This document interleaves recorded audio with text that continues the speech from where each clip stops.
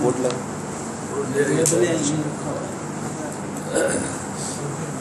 I think marker वहाँ पे रखा आपके बगल में.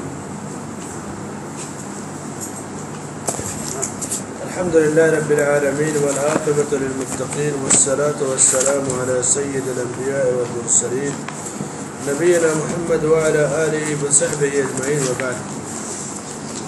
يقول الله جل وعلا في كتابه الكريم وما خلقت الجن والانس الا ليعبدون. اللہ کی توفیق سے آج بروز اتوار 13 اپریل 2014 کتاب التوحید کے تیسرے درس میں ہم حاضر ہیں. اللہ سے دعا ہے کہ اللہ تعالی ہماری اس حاضری کو قبول فرمائے اور ہمیں اس درس سے فائدہ اٹھانے کی توفیق عطا فرمائے. آمین. گزشتہ درس میں ہمارے پڑھنے والوں میں سے شاگردوں میں صاحب کی اچانک وفات ہو گئی، جیسا کہ بتایا ساتھیوں نے. ہم اللہ سے دعا کرتے ہیں کہ اللہ تعالی ہمارے اس بھائی کی مغفرت فرمائے اور جنت میں اس کے درجات کو بلند فرمائے. آمین. پچھلے درس میں آخر میں جو گفتگو ہوئی تھی سوال جواب کی شکل میں بتایا گیا تھا کہ اللہ کے قانون کی 2 قسمیں ہیں، قانون تشریعی، قانون تکوینی. یہاں تک ہم لوگ پہنچے تھے. اب ہم لوگ باضابطہ کتاب التوحید میں داخل ہو رہے ہیں. پچھلے ہفتہ تک تمہید یا مقدمے میں تھے. اب باقاعدہ باب شروع ہو رہا ہے، پہلا چیپٹر کہ انسان کو اللہ نے کیوں پیدا کیا. اللہ نے انسان کو کیوں پیدا کیا. یہاں سے چونکہ توحید سیکھنے کا مقصد ہی یہی ہے کہ آدمی سب سے پہلے اسے پہچانے جس نے اسے پیدا کیا. دوسرے نمبر پر کیوں پیدا کیا اس کو پہچانے، اور جب کیوں پیدا کیا سمجھ گیا جان گیا تو پھر جن چیزوں کا حکم دیا اسے بجا لائے. اللہ نے فرمایا کہ وما خلقت الجن والانس الا ليعبدون. انسان کو اور جنات کو اللہ نے صرف اپنی عبادت کے لیے پیدا کیا. انس ہو یا جن، سب کو اللہ نے اپنی بندگی اور عبادت کے لیے پیدا کیا. 2 مخلوق ہیں، ایک انسان ایک جنات. انسان تو آپ سمجھ گئے، جنات نہ نظر آنے والی مخلوق. جنات کو جنات اسی لیے کہا، جن کے لغوی معنی ہوتا ہے کہ وہ چیز جو نظر نہ آئے، ہماری نظروں سے اوجھل ہو. تو ہم جنات کو نہیں جانتے، نہ پہچانتے، نہ دیکھتے. جناتوں کو اللہ نے یہ خوبی یا یہ قوت دی ہے کہ وہ انسانوں کی شکل یا اور کوئی دوسری شکل اختیار کر کے ہمارے درمیان آ سکتے ہیں. لیکن انسانوں کو یہ پاور نہیں دیا یا اختیار کہ وہ جو ہے کسی جانور کی یا کسی اور کی شکل بنا لے، مگر جناتوں کو اللہ نے یہ چیز عطا کی ہے. نہ نظر آنے والی مخلوق اسی کو کہتے ہیں جن، جو آنکھوں سے اوجھل ہو. تو اللہ نے فرمایا کہ وما خلقت الجن والانس الا ليعبدون، اور میں نے سارے جنوں اور انسوں کو، جناتوں اور انسانوں کو اپنی عبادت کے لیے پیدا کیا. ابراہیم علیہ السلام کے واقعے میں کہ فلما جن علیہ اللیل، جب رات ہو گئی. آپ دیکھیں ایک لفظ بار بار سنتے ہیں، جنت ہے نا.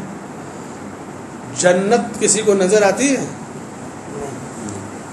بلکہ جنت کے بارے میں کہ نہ تو کوئی کسی آنکھ نے دیکھا، نہ کان نے سنا، نہ تو کسی کا دل اتنا بڑا باشعور ہے کہ اس کی صحیح تصویر اس کے دل میں آ سکے، کیونکہ اللہ کی وہ مخلوق ہے اور اللہ نے اس کا نام ہی جنت رکھا ہے. نہ نظر آئے، کسی کی نگاہ نہ پہنچ پائے. اور ایک اور مخلوق دنیا میں اللہ نے جن، جن وہ مادہ ایک ہی ہے، یعنی وہ مخلوق جس کو اللہ نے اپنی عبادت کے لیے پیدا کیا مگر وہ بھی نظر نہیں آتی. یہ چیزیں ہیں امر غیبی، یعنی کسی چیز کو دیکھے بغیر ان پر ایمان لانا. الذین یؤمنون بالغیب، وہ جو کامیاب ہونے والے مومنوں کی صفت ہے نا، اولئک هم المفلحون.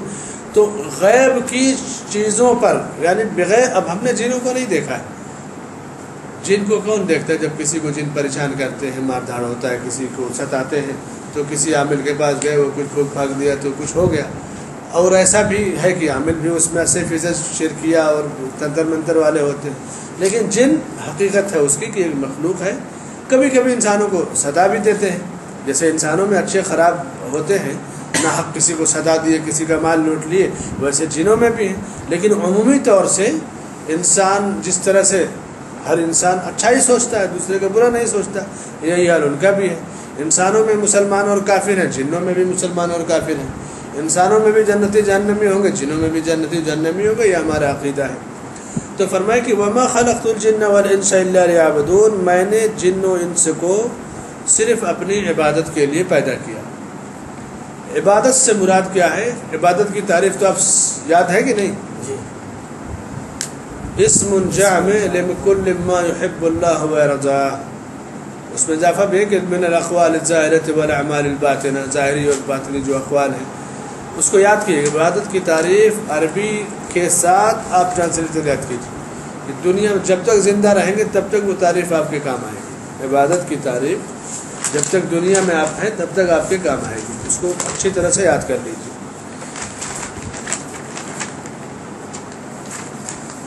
یہ ہے تخلیق انسانی کا مقصد. اور جن اور جنات سے متعلق تھوڑی سی گفتگو. اللہ نے ہم تمام کو اپنی عبادت کے لیے پیدا کیا، یہ تو ہم سمجھ گئے. جتنے رسول بھیجے ان رسولوں کو بھی یہی پیغام دے کر کے بھیجا کہ اللہ کی عبادت کریں، اسی کے بارے میں سکھائیں اور طاغوت سے بچیں. طاغوت کیا ہے؟ وَلَقَدْ بَعَثْنَا فِي كُلِّ أُمَّةٍ رَسُولٍ، ہر امت میں کہا کہ ہم نے رسول بھیجا. کیوں بھیجا؟ کس لیے بھیجا؟ ان اعبدوا اللہ، تاکہ وہ لوگوں کو کہیں کہ اللہ کی عبادت کرو. جب سارے علیہ السلام کا ذکر آیا، ہود علیہ السلام کا، نوح علیہ السلام کا، سب کا کیا ہے؟ وَإِلَى ثَمُودَ أَخَاهُمْ هُودًا قَالَ يَا قَوْمِ اعْبُدُوا اللَّهَ مَا لَكُمْ إِلَٰهٍ غَيْرُهُ وَإِلَى مَدْيَنَ. اس طرح سے جو جہاں شعیب علیہ السلام کا ذکر ہے اور موسیٰ علیہ السلام کا، سب کی جو دعوت ہے یہی جملہ قرآن میں جگہ جگہ کوڈ ہے کہ یا قوم اعبدوا اللہ ما لکم من الہ غیرہ، اے قوم کے لوگوں اللہ کی عبادت کرو، تمہیں کیا ہو گیا کہ تم غیروں کی عبادت کرتے ہو. تو اللہ نے رسولوں کو اپنی بندگی کے لیے بھیجا، اور پھر اللہ نے بشارت بھی دی کہ رسولوں نے اللہ کا یہ پیغام پہنچا دیا. اللہ نے خود ذکر کیا کہ آئے اور لوگوں کو بتا دیے کہ اللہ کی عبادت نہ کرو. پھر فرمایا کہ ان اعبدوا اللہ واجتنبوا الطاغوت، اور طاغوت سے بچو. طاغوت کیا ہے؟ اللہ کے سوا جس کی عبادت کی جائے وہی طاغوت ہے. کل ما عبد من دون اللہ، اللہ کے سوا جس کی بھی عبادت کی جائے وہ ہے، اسے کہتے ہیں طاغوت. اگر وہ معبود جس کی عبادت کی جاتی ہے جیسے پتھر ہے، دیوی ہے، دیوتا ہے، بت ہے، یا خود کوئی اپنی عبادت کروائے، وہ طاغوت ہے. تو کہا گیا کہ تم طاغوت کے ساتھ کفر کرو اور اللہ پر ایمان لاؤ. فَمَن يُؤْمِن بِاللَّهِ، جو اللہ پر ایمان لائے، اور وَيَكْفُرْ بِالطَّاغُوتِ، طاغوت کے ساتھ کفر کرنا. یہ کفر کا لفظ ہمارے سماج میں کچھ زیادہ رائج ہے. مسلمان بدنام ہے، سب کو کافر کہتے ہیں. کافر آج غیر مسلم کے ذہن میں ایک سوچ داخل ہو گئی ہے کہ کافر کا لفظ ہم گالی کے طور پہ استعمال کرتے ہیں، حالانکہ غلط ہے. اللہ نے مسلمان کو بھی کفر کرنے کا حکم دیا. مسلمان کو اللہ نے کفر کرنے کا حکم دیا. کس کے ساتھ کفر کرنے کا؟ طاغوت کے ساتھ حکم دیا کہ نہیں؟ اور ایک مسلمان جب تک طاغوت کے ساتھ کفر نہ کرے وہ مسلمان ہو نہیں سکتا. مسلمان بھی کافر ہوتا ہے کہ نہیں؟ لیکن طاغوت کے ساتھ کافر ہوتا ہے. اور مشرک طاغوت پر ایمان لاتا ہے، اللہ کے ساتھ کفر کرتا ہے. اور مسلمان اللہ پر ایمان لاتا ہے اور طاغوت کے ساتھ کفر کرتا ہے. تو کافر کا لفظ غالی نہیں، کافر کا مطلب انکار کرنا، نہ ماننا. سماج اور معاشرے میں اخبار یا میڈیا کے ذریعے مسلمانوں کے بارے میں جو غلط فہمیاں داخل کی گئیں ان میں کفر کا اور کافر کا لفظ بھی ہے کہ دیکھو تو گالی کے طور پہ استعمال کرتے ہیں. یہ غلط چیز، یہ علم اور عقل کی دونوں کی کمی ہے. اس لیے کہ مسلمان بھی کفر کرتا ہے اور اللہ نے اسے حکم دیا کہ طاغوت کے ساتھ کفر کرو، اور اگر کفر نہیں کیا طاغوت کے ساتھ تو خود اس کا اسلام باقی نہیں رہ جاتا ہے. تو فرمایا کہ ان اعبدوا اللہ واجتنبوا الطاغوت، اللہ کی عبادت کرو اور طاغوت سے بچو. طاغوت کہتے ہیں کوئی حکم اللہ نے دیا ہو اور اس حکم سے آگے بڑھ جانا. مثلا اللہ نے کہا کہ میرے سوا کسی کی عبادت نہ کرو، اب کوئی اپنی عبادت کروائے یا بزرگوں دیوی دیوتاؤں کی عبادت کروائے، وہ طاغوت ہے. البتہ اگر طاغوت کوئی موجود ہو اور وہ اس کی عبادت کی جا رہی ہو، کوئی ایسا بندہ اللہ کا جس کی عبادت کی جا رہی اور وہ منع نہ کرے یا اس سے راضی ہو، خوش ہو کہ ٹھیک ہے میری عبادت کرو، وہ طاغوت ہے. لیکن اگر راضی نہ ہو تو طاغوت نہیں. مثلا فرعون کہتا تھا کہ انا ربکم الاعلی، وہ طاغوت ہے. عیسیٰ علیہ السلام کی بھی یہ لوگ عبادت کرتے ہیں. عیسیٰ علیہ السلام راضی نہیں تھے تو یہاں عبادت کرنے والے یہ مجرم ہیں. عیسیٰ علیہ السلام یا اللہ کے جو بعض نیک اولیاء یا صالحین یا بزرگان دین جنہوں نے لوگوں کو شرک سے یا اپنی عبادت سے منع کیا ہے، اب لوگ الٹا ٹوٹ پڑے وہاں پر، تو وہاں وہ بندہ نیک یا صالح ولی وہ گنہگار نہیں ہوگا کیونکہ وہ تو بری ہے ان چیزوں سے. وہاں اصلی مجرم عبادت اور بندگی کرنے والے ہوں گے جو غیر اللہ کی عبادت کرتے ہیں. لیکن اس معبود کو جس کی عبادت کرتے ہیں انہیں طاغوت نہیں کہیں گے. مثلا عیسائیوں کے معبود اگر وہ عیسیٰ علیہ السلام کی عبادت کرتے ہیں تو ہم عیسیٰ علیہ السلام کو اللہ کا بندہ اور اس کا رسول مانتے ہیں. اللہ انما عیسیٰ عبداللہ و رسول، اللہ کے بندے اور رسول ہیں. وہاں طاغوت کا لفظ نہیں وارد ہوگا کیونکہ وہ خود اس کا انکار کریں گے کہ نہیں میں نے نہیں کہا ہے. اس کے علاوہ جیسے بت ہے، دیوی ہے، دیوتا ہے، لات ہے، منات ہے، عزا ہے، جن بھی معبودوں کی عبادت کی جائے وہ طاغوت ہیں. اور طاغوت اور جو اس کی عبادت کرے دونوں جہنم میں جائیں گے. سب سے بڑا طاغوت شیطان ہے، سب سے بڑا طاغوت سرکش.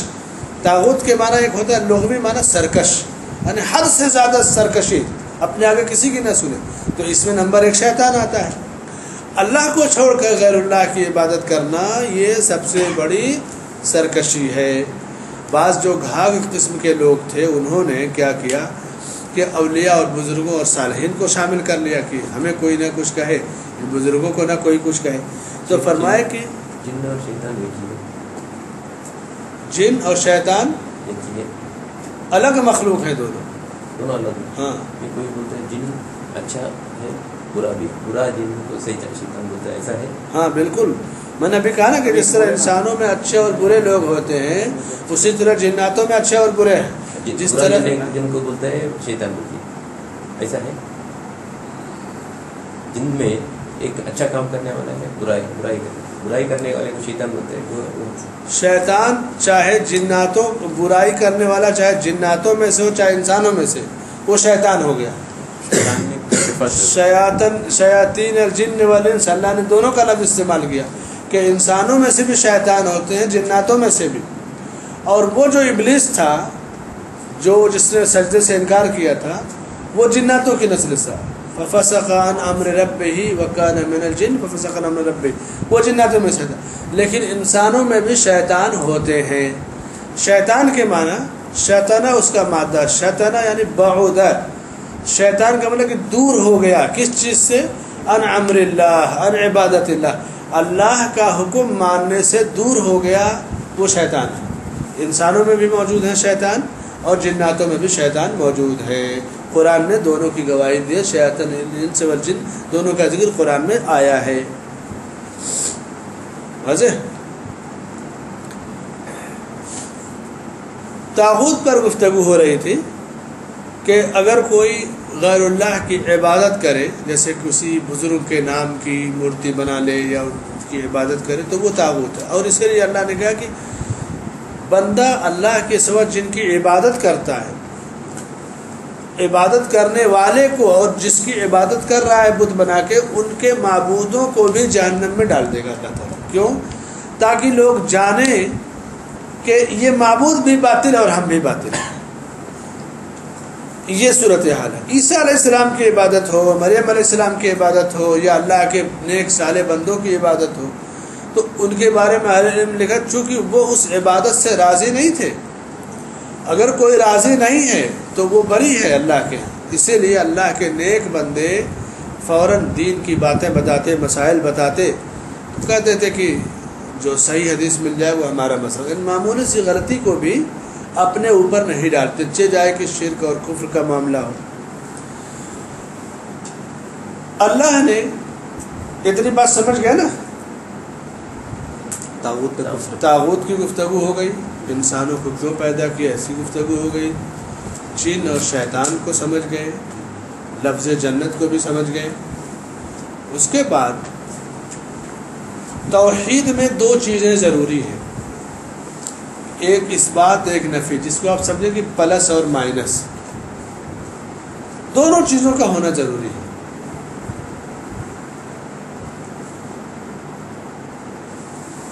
اللہ پر ایمان لانا یہ ہے پلس اس بات، اور اللہ کے سوا دوسرے معبودوں کے ساتھ کفر کرنا.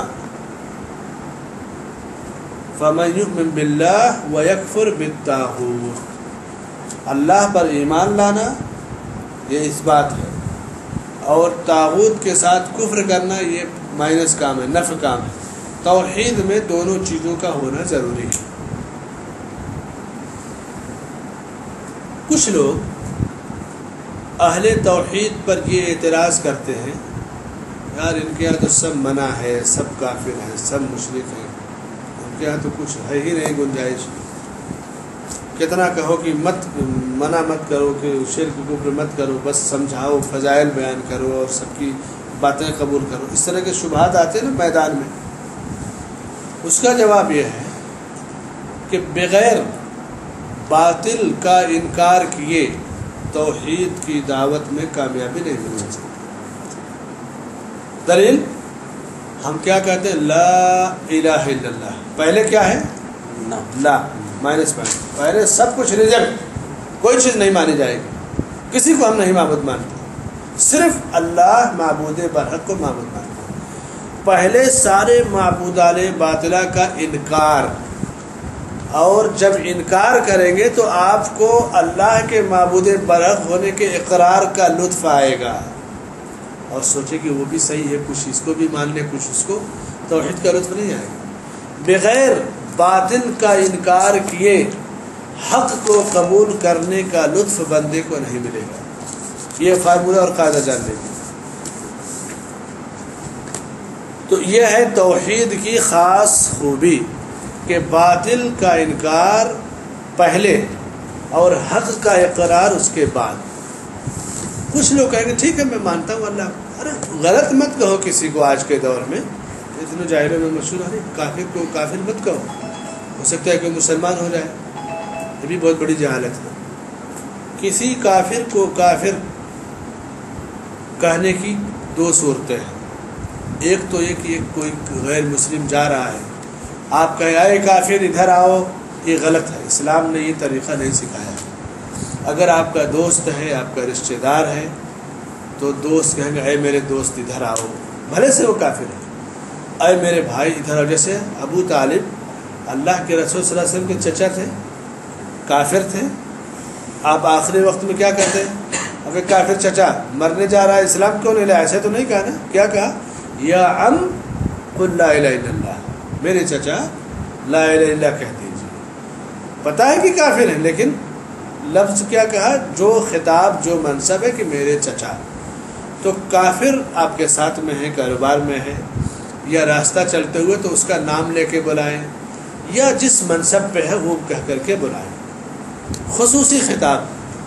اور اگر عمومی خطاب تو کہیں گے اے کافرو، اے مسلمانوں، اے یہودیوں، اگر کسی میجارٹی سے خطاب کرنا ہے، اے میرے مسلمان بھائیوں، اے ہندو بھائیوں، ہندو بھائی تو نہیں ہو سکتا، لیکن بعد انہوں نے کہا کہ چونکہ وطن کے لحاظ سے ہم وطن ہونے کے لحاظ سے گنجائش نکالی، حالانکہ توحید کے عقیدے میں اس کی بھی گنجائش نہیں ہے، اگر پختہ توحید دیکھیں تو اس کی بھی گنجائش نہیں ہے، باریکی سے جائزہ لیں، اس لیے کہ اخوت صرف اللہ ہی کے لیے ہے۔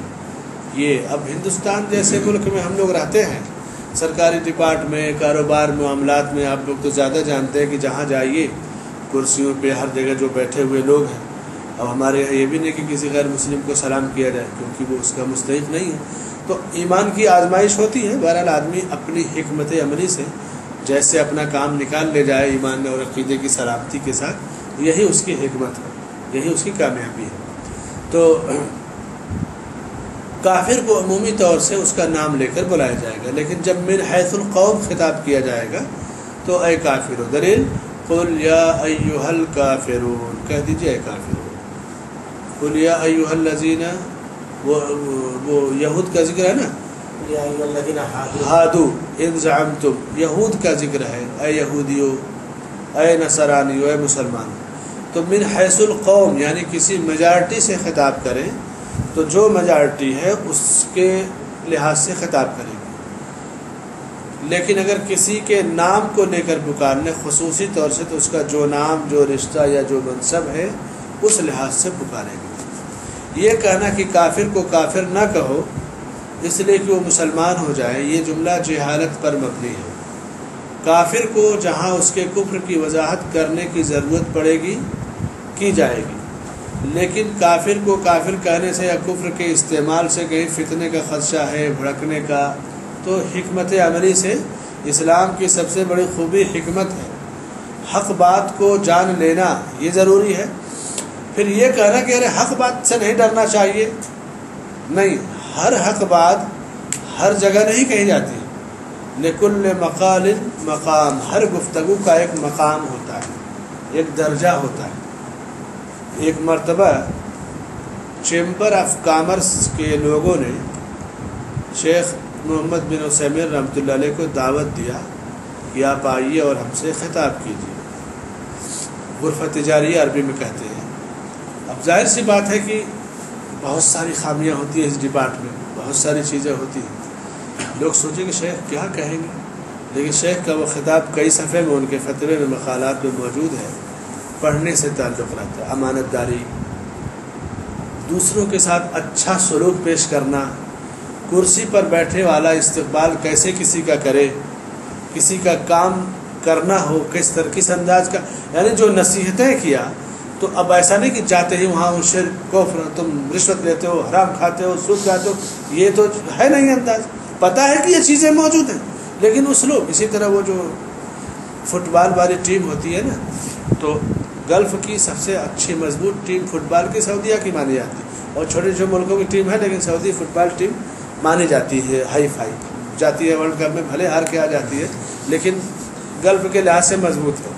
ایک بار ان لوگوں نے شیخ کو دعوت دیا کہ آئیے، جانتے ہیں کہ فٹ بال، والی بال یا اس طرح کے لوگ مغرب کے وقت بھلے بند کر دیتے ہیں لیکن نماز کے لیے مسجد میں نہیں آتے، تو وہاں ایک سسٹم ہوتا ہے جیسے قالین ہے، پانی ہے، وضو کرنے کی سہولت، گاڑی میں لوگ رکھے رہیں گے، گئے نماز کے وقت ہوا، بچھائے قالین، چلو یہاں وضو کرو، نماز پڑھو، نماز نہیں چھوڑنا ہے، بھلے مسجد میں نہیں جائیں گے تو دیر ہو جائے گی۔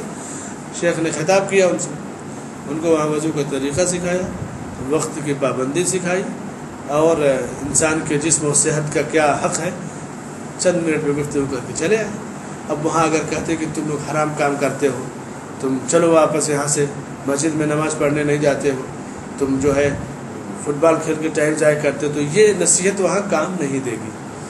ہر حق بات کا ایک موقع ہوتا ہے، ایک محل ہوتا ہے، وہی معاملہ کافر اور مشرک کا ہے، جہاں جس انداز سے اللہ نے خطاب کیا اسی انداز سے خطاب کیا جائے گا۔ اب نوجوانوں کا ایک طبقہ کچھ چیزیں سیکھ لے گا، کچھ چھوڑ دے گا، تو جیسے دوا ہوتا ہے نا، نیم حکیم 2-4 دوائیں جان گیا اور سب نہیں جانتا، اب سوچے گا اسی سے میں کام چلاؤں۔ دین کا علم ایک سمندر ہے، کفر کا، شرک کا یہ مسئلہ، اور فن التعامل، غیر مسلم کے ساتھ کیسے معاملہ کیا جائے، ایک مسلمان کے ساتھ کیسے پیش آیا جائے، یہ تو اسلام کی خاص تعلیم ہے نا۔ ایک 60 سال کا بوڑھا ہے، کافر ہے، غیر مسلم ہے، مشرک ہے، پتہ ہے کہ وہ مرنے والا ہے، اب آپ اس سے کریں، شرم نہیں آتی؟ 60 سال کے ہو گئے، بوڑھے ہو گئے، مرنے والے ہو، جہنم میں جاؤ گے۔ ایک انداز تو یہ ہوا۔ دوسرا انداز دیکھو نبی صلی اللہ علیہ وسلم کا، 60-70 سال کے تھے ابو طالب، کہا یا عم قل لا الہ الا اللہ، اے پیارے چچا لا الہ الا اللہ کہہ دیجیے۔ انداز دیکھ رہے ہیں دونوں کا۔ تو دعوت میں حکمت ضروری ہے، اور اللہ نے اسی کا ذکر کیا کہ اللہ پر ایمان اور طاغوت کے ساتھ کفر کرنا یہ کامیابی کی علامت ہے بندے کے لیے۔ تو یہ ہوا طاغوت کی گفتگو، کافر کو کافر کہنے کا معاملہ۔ ایک اور شبہ ہے، جیسے کسی کہتے ہیں نا کافر کو کافر مت کہو اس لیے کہ ہو سکتا ہے مسلمان ہو جائے، یہ باطل شبہ ہے۔ میں نے کہا کہ جہاں جیسی ضرورت پڑے گی خطاب کیا جائے گا۔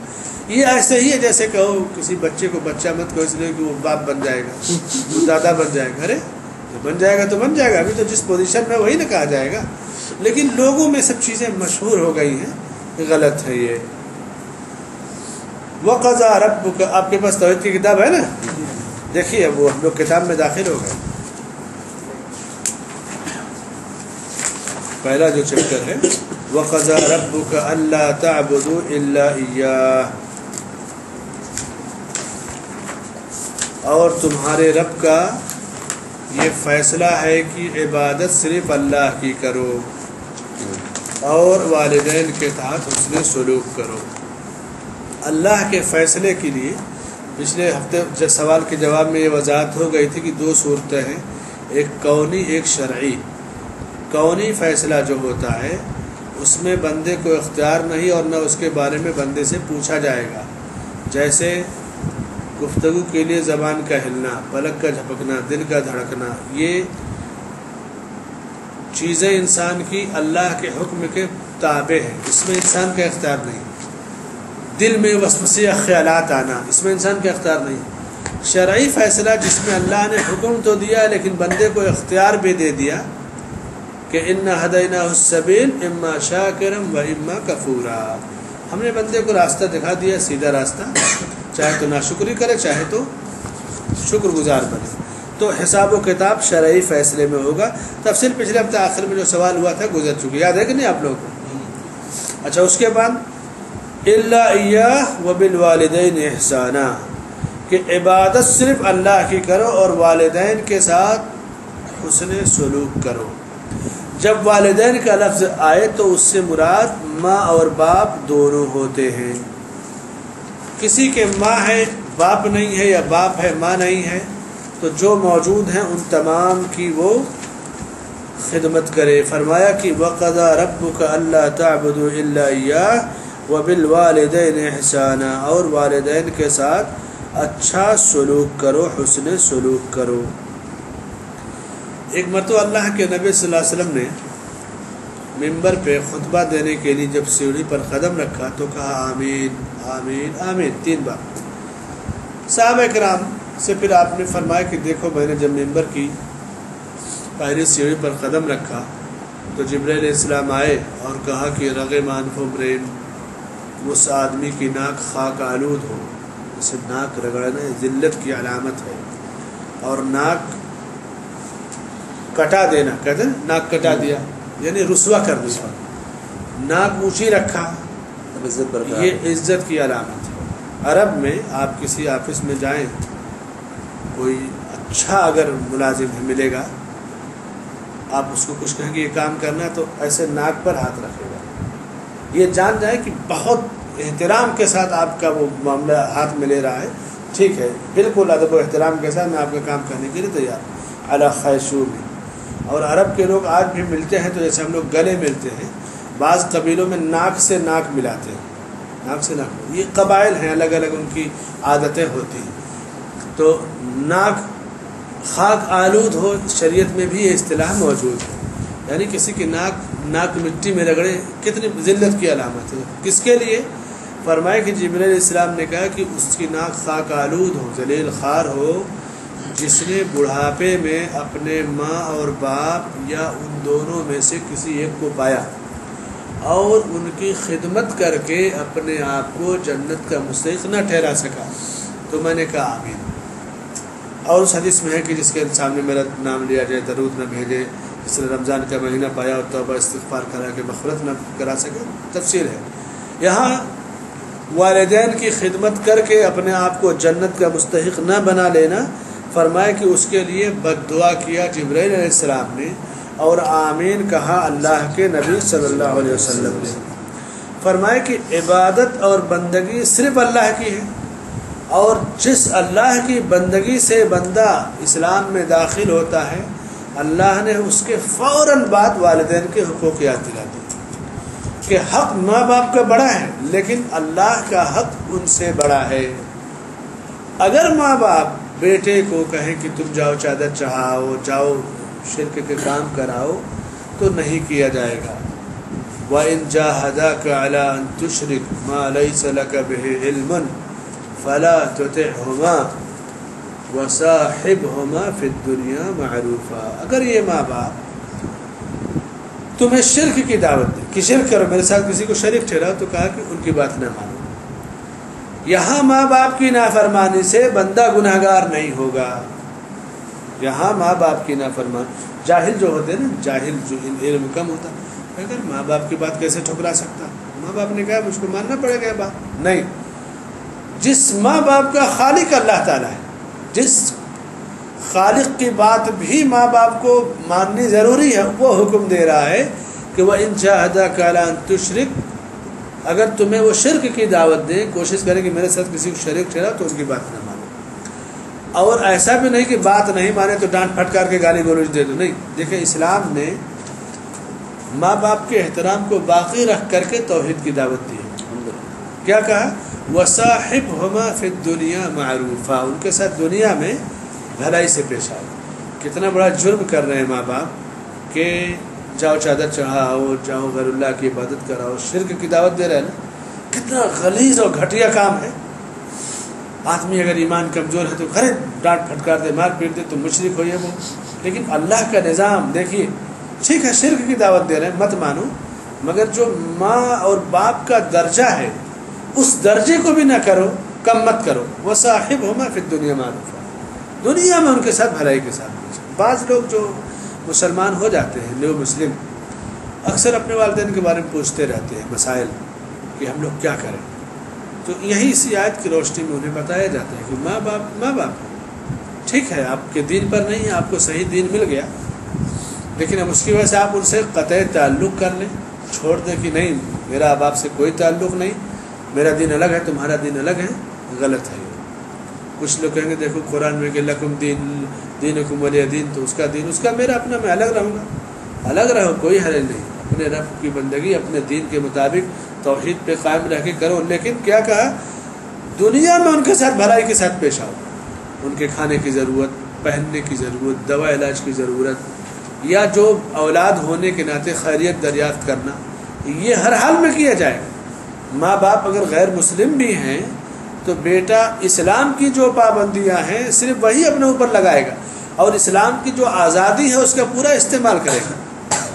اور اسلام نے جہاں توحید کی دعوت دیا وہیں بوڑھے ماں باپ کا اس حال میں بھی خیال رکھا کہ کفر میں بھی ہیں تو بھی تم ان کے ساتھ برا برتاؤ نہ کرو. یہ خوبی ہے اسلام، بہت بڑی خوبی ہے.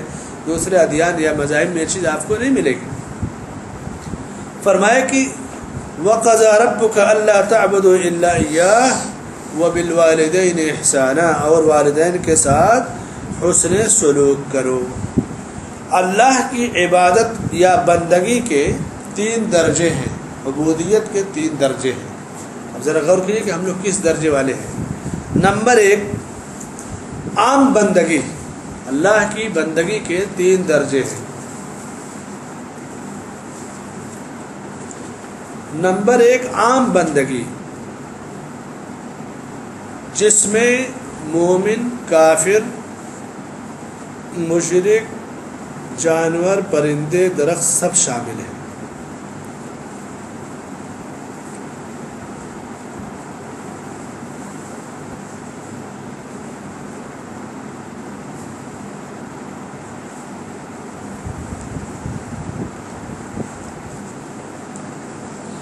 جیسے اللہ نے فرمایا کہ ان کل من فی السماوات والارض الا آتی الرحمن عبدا، آسمان و زمین میں جو کچھ ہے سب اللہ کے بندے ہیں. الم تر ان اللہ یسجد له من فی السماوات والارض، تم نہیں دیکھتے کہ آسمان میں جو کچھ ہے اللہ کا سجدہ کرنے والے ہیں. النجم والشجر پوری تفصیل ہے نا، سورج، ستارے، درخت، چوپائے، پوری تفصیل بتایا. وَكَثِيرٌ مِّنَ النَّاسِ، اور انسانوں کی بڑی تعداد، یعنی انسانوں میں کچھ نافرمان بھی ہے. یہ عام بندگی ہے جس میں سب لوگ شامل ہیں. بندگی کی دوسری قسم، اللہ کی بندگی اور عبادت کی دوسری قسم جس کو کہتے ہیں عبادت خصوصی بندگی، عبودیت خاصہ.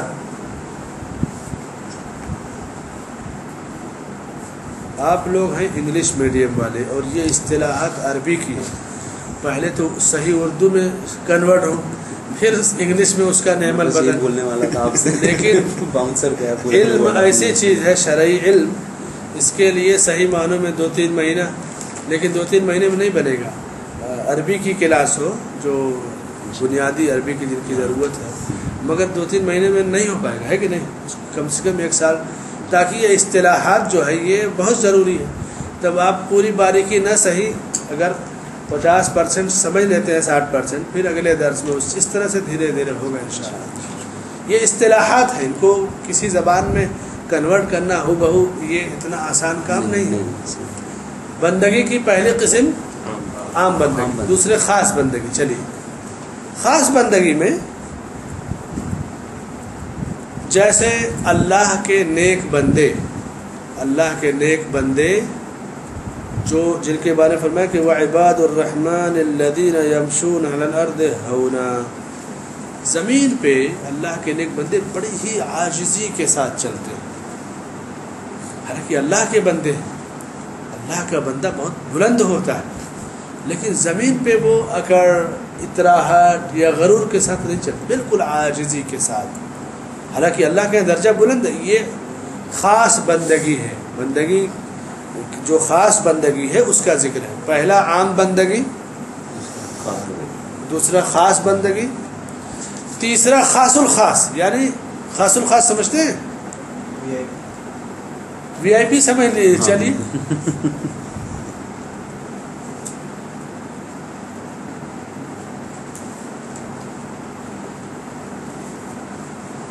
خاص الخاص بندگی وی آئی پی کہ اللہ نے ہر چیز سے نوازا، یعنی یہاں تک کہ ان کو ان کے گناہوں کو بخش دینے کا بھی وعدہ کر دیا ہے، ان کو جنت کی بھی بشارت دے دی، لیکن اس کے باوجود وہ رب کی عبادت برابر کرتے ہیں. اور کیوں کرتے ہیں؟ تاکہ اللہ نے جو دیا ہے اس کا شکریہ ادا کیا جائے. تو یہ خاص الخاص بندگی اور وی آئی پی، اس میں انبیاء اور رسول شامل ہیں کہ سب کچھ ملنے کے بعد بھی اسی محنت و مشقت سے رب کی عبادت کرتے ہیں. صحابہ بھی شامل، انبیاء، صحابہ کا اس میں ذکر نہیں ہے، اللہ نے انبیاء کا ذکر کیا. صحابہ خاص بندوں میں شامل ہیں کیونکہ وہ عباد الرحمن الذین یمشون علی الارض ہونا، یہ آیت صحابہ کے ہی بارے میں اتری تھی. اور جو ان کی خوبیاں صحابہ کی ہیں وہ خاص بندگی کہ وہ ایک لمحہ رب کی عبادت سے غافل نہیں رہتے. انبیاء کا کیا ہے کہ نبی معصوم عن الخطا ہوتا ہے، یعنی کنفرم ہے کہ کسی نبی سے کوئی گناہ ہوتا ہی نہیں، اس کے باوجود سب سے زیادہ اللہ کی عبادت انبیاء کرنے والے ہوتے ہیں. تو یہ بالکل خاص الخاص وی آئی پی کہ بالکل گناہوں سے پاک، ساری نعمتوں کا انعام کا اعلان، اس کے باوجود عبادتوں میں سب سے آگے. صحابہ کا معاملہ ایسا ہے کہ انبیاء کے بعد ان کا درجہ ہے، صحابہ کا درجہ انبیاء کے بعد ہے. سب لوگ اسی میں شامل ہیں، کوئی کسی بھی درجے کو پہنچے صحابہ میں. نبوت کا مقام الگ ہے کیونکہ انبیاء معصوم عن الخطا ہے. صحابہ کو جن کو بشارت دی گئی جنت کی، وہ ان صحابہ میں سے افضل ہیں. صحابہ میں بھی کئی درجے ہیں، ایک وہ جو پہلے اسلام لائے، ایک وہ جو جنگ بدر میں شریک ہوئے، ایک وہ جو فتح مکہ سے پہلے اسلام لائے. اسی طرح عشرہ مبشرہ والے ہیں، صلح حدیبیہ سے پہلے اسلام والے الگ الگ کاتبین وحی ہیں، الگ الگ سب کے درجے ہیں. یہ درجے بندیاں اللہ نے اللہ کے نبی صلی اللہ علیہ وسلم نے کیے. ہمیں یہ بھی حق نہیں پہنچتا کہ ان کے درجے کے لحاظ سے ان کے مقام و مرتبے میں کمی کریں. ایمان و عقیدہ کہ بھائی ان کا درجہ یہ ان کا ہے، لیکن ہم خود کسی صحابی کے مقام کو گھٹانے یا بڑھانے کا حق نہیں رکھتے. اگر ایسا کر دیں تو ہم گنہگار ہوں گے. اللہ نے جس کو جس درجے میں رکھا ہے وہ اسی درجے میں رہے گا. یہ ہو گیا وَقَضَى رَبُّكَ أَلَّا تَعْبُدُوا إِلَّا إِيَّاهُ وَبِالْوَالِدَيْنِ إِحْسَانًا. عبادت کی قسمیں ہو گئی، یعنی عبودیت کی، بندگی کی، اور والدین کے ساتھ حسن سلوک کی. والدین شرک کی دعوت دیں تو اس کو نہیں قبول کیا جائے گا. والدین کے ساتھ ان کے دوستوں کے ساتھ بھی اچھا سلوک کرنا، یہ بھی والدین ہی کے ساتھ حسن سلوک کرنا ہوگا. یہ مسئلہ بھی جان لیجیے. ایک صحابی اللہ کے نبی صلی اللہ علیہ وسلم کے پاس آئے، کہا میرے والدین چلے گئے، اب میں کیا کروں ان کے لیے؟ تو آپ نے فرمایا کہ ان کی جو وصیت تھی اس کو نافذ کرو، ان کے دوستوں کے ساتھ اچھا سلوک کرو. یہ سب کام آپ نے بتایا.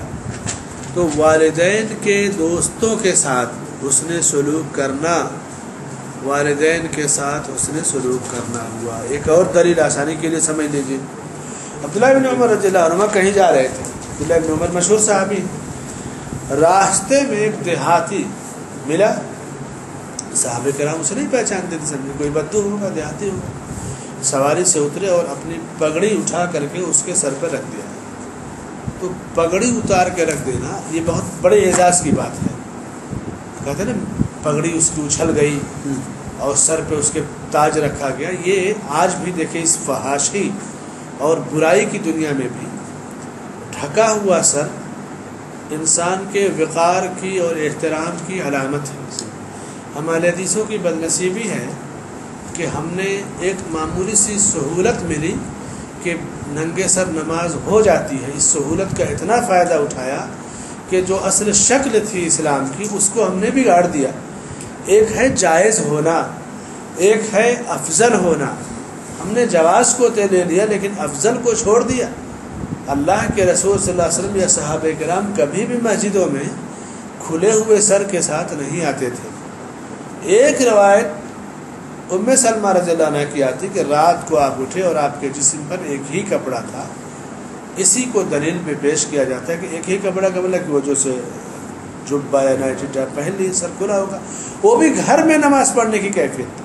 ورنہ آپ ٹوپی لگاتے اور پگڑی باندھتے، یا کبھی صرف پگڑی باندھتے یا کبھی صرف ٹوپی لگاتے. کھلا ہوا سر آپ کا رات کی نماز میں کبھی کبھار کا ذکر ہے. ایک سہولت، ایک گنجائش ملی، اہل حدیث نے اسی کو دین بنا لیا. اور جہاں تک ڈھانکنے کی بات تھی تو جب آپ صلی اللہ علیہ وسلم نے اکثر ڈھانکا ہے تو دیوبندیوں نے غیروں نے اتنا تشدد اپنایا کہ اگر کوئی بے نماز پڑھا کھلا ہوا سر تو کہیں سے لا کے پلاسٹک والی ٹوپی رکھ دیے، کہیں کپڑے والے رکھ دیے. افراط اور تفریط ہے. وہ جو ٹوپی ہے کچرے وغیرہ میں لگی ہوئی، مکھی اس پہ بیٹھتی ہے، مچھر بیٹھتا ہے. ٹوپی یا پگڑی یا سر کا ڈھانکنا ایک لباس ہے. جس طرح اپنے کپڑے پہ ہم شکن آنا نہیں پسند کرتے، یہ کیسے گوارا کوئی ہر مسجد تو اس طرح سے نہیں ہے، اور مسجدوں میں دیکھیے ساری مکھیاں سارے مچھر وہاں رہیں گے. تو وہ افراط و تفریط ہے. ایسا بھی نہیں کہ بانس کی اور کپڑے کی ٹوپی رہے اس کو لگا لو پھر پھینک دو، اور ایسا بھی نہیں کہ ہمیشہ کھلا ہوا سر رہے. افراط و تفریط دونوں غلط ہے. احترام احترام ہے، جواز جواز ہے، افضلیت افضلیت ہے. تو اہل حدیث بہت ساری جگہوں پہ وہ سمجھتے ہیں کہ ہم تو ٹھیکیدار ہیں جنت کے، ڈائریکٹ والے، ہمارا کیا، ہمارے لیے تو سب مسئلہ آسان ہے. اور پھر اس طرح شیطان ان کو بہت ساری چیزوں سے محروم کر دیتا ہے. جائز ہونے میں شبہ نہیں لیکن افضلیت سے وہ محروم ہو گئے.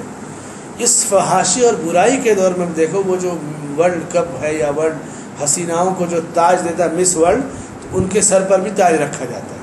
یعنی اس بری دنیا میں بھی آدمی سمجھتا ہے کہ سر پر کچھ رکھنا ہی اعزاز اور احترام یا ایوارڈ کے لیے ضروری ہے.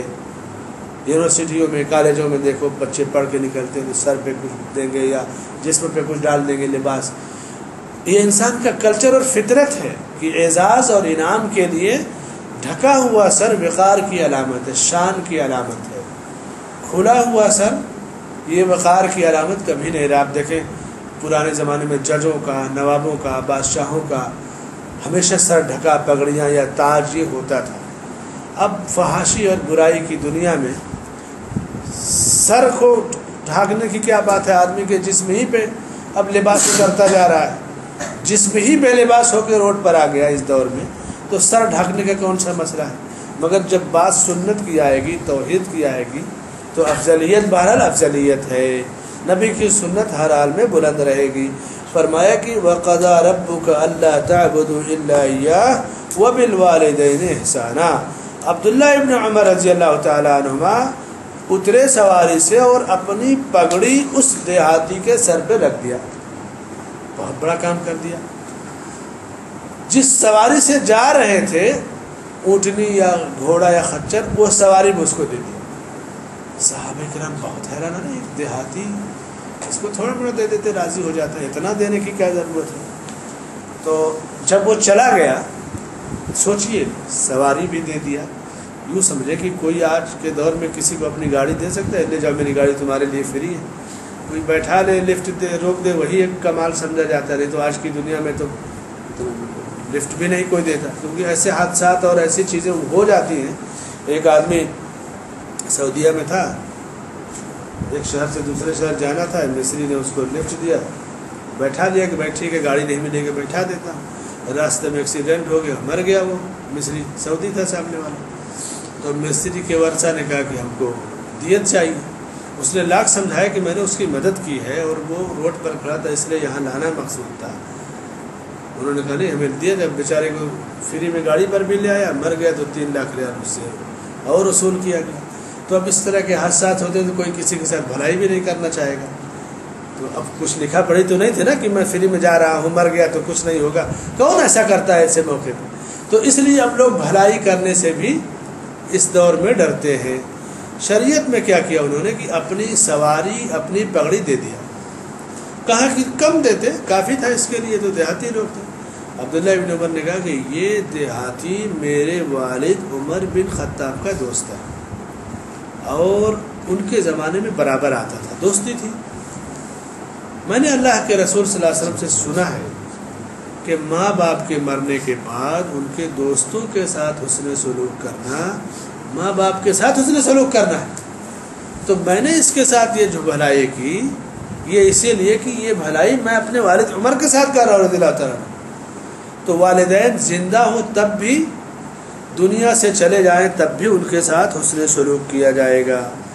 پھر فرمائے کہ وَاعْبُدُوا اللَّهَ وَلَا تُشْرِكُوا بِهِ شَيْئًا، اور اللہ کی عبادت کرو، اس کے ساتھ کسی کو شریک نہ ٹھہراؤ۔ یہ واضح سی چیز ہے۔ اب دیکھیے اپنی کتاب میں آیت، قُلْ تَعَالَوْا أَتْلُ مَا حَرَّمَ رَبُّكُمْ عَلَيْكُمْ أَلَّا تُشْرِكُوا بِهِ شَيْئًا، کہہ دیجئے کہ آؤ میں تمہیں بتاتا ہوں کہ کن چیزوں کو تمہارے رب نے تمہارے اوپر حرام قرار دیا ہے۔ نمبر 1 کہ تم اللہ کے ساتھ کسی کو شریک نہ ٹھہرانا۔ یہاں دیکھیے نقطہ،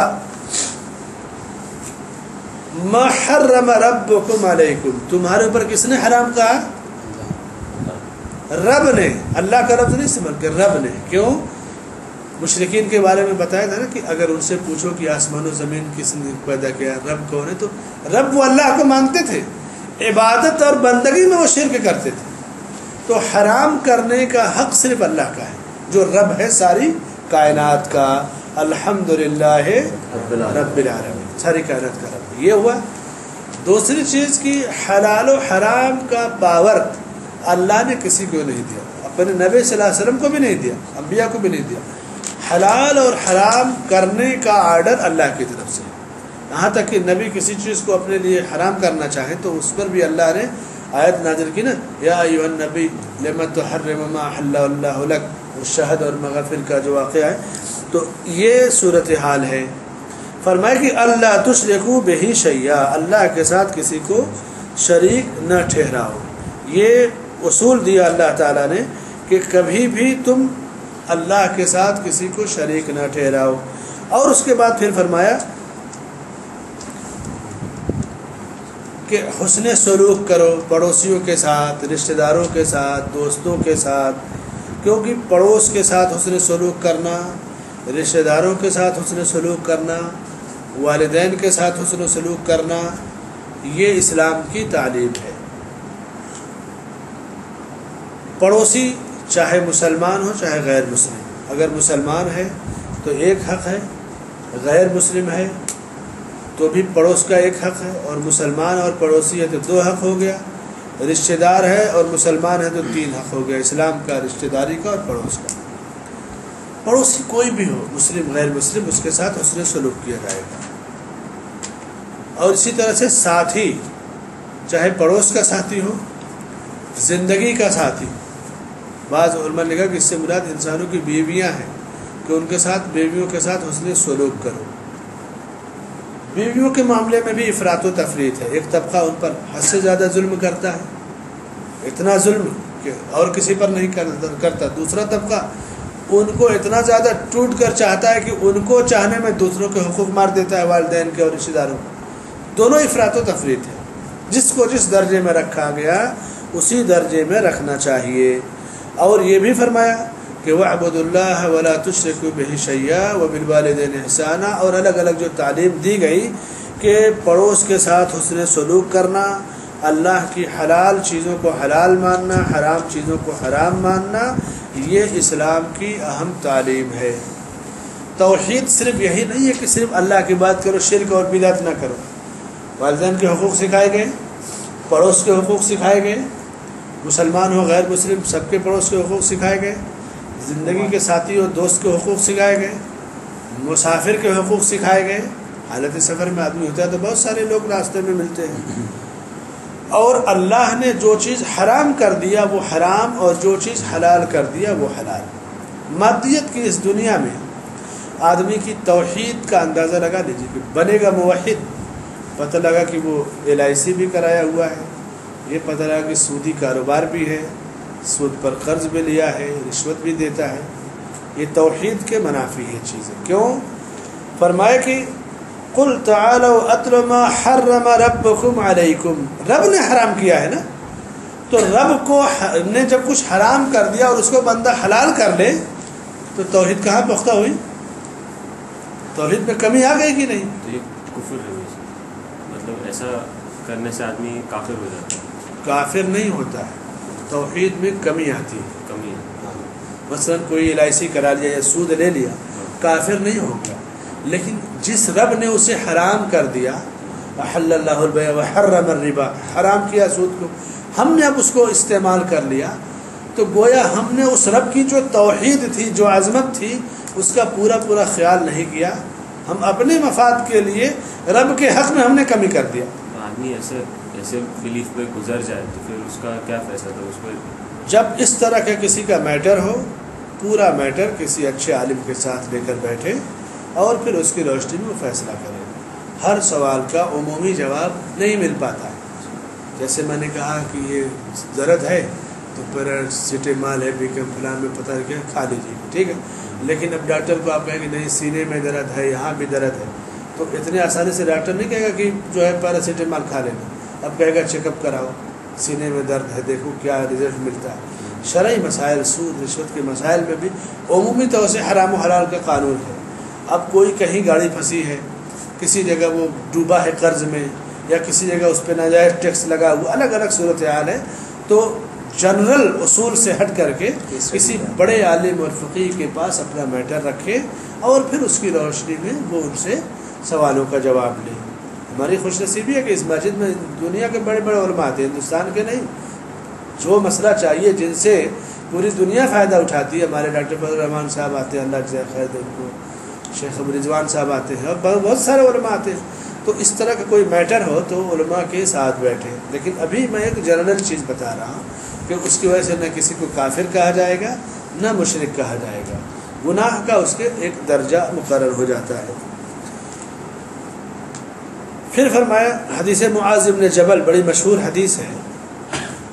معاذ بن جبل آپ کتاب میں دیکھ رہے ہیں نا، کتاب میں حدیث ہے جو کہ ہمارے سامنے 20-25 منٹ ہے، ایک چیپٹر آج ختم کرنا ہے، نہیں تو پھر کتاب ختم ہونے میں سال سے زیادہ لگ جائے گا۔ معاذ ابن جبل کی صلاحیت دیکھیے.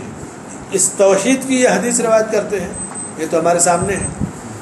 جب مکہ فتح ہوا تو وہاں ایک مضبوط آدمی کی ضرورت تھی نا, کہ کفر شرک سے فتح ہو رہا ہے, کوئی ایسا آدمی جو جج بھی ہو, امام, خطیب, قاضی, فیصلہ کرنے والا, معاملات کو سلٹانے والا.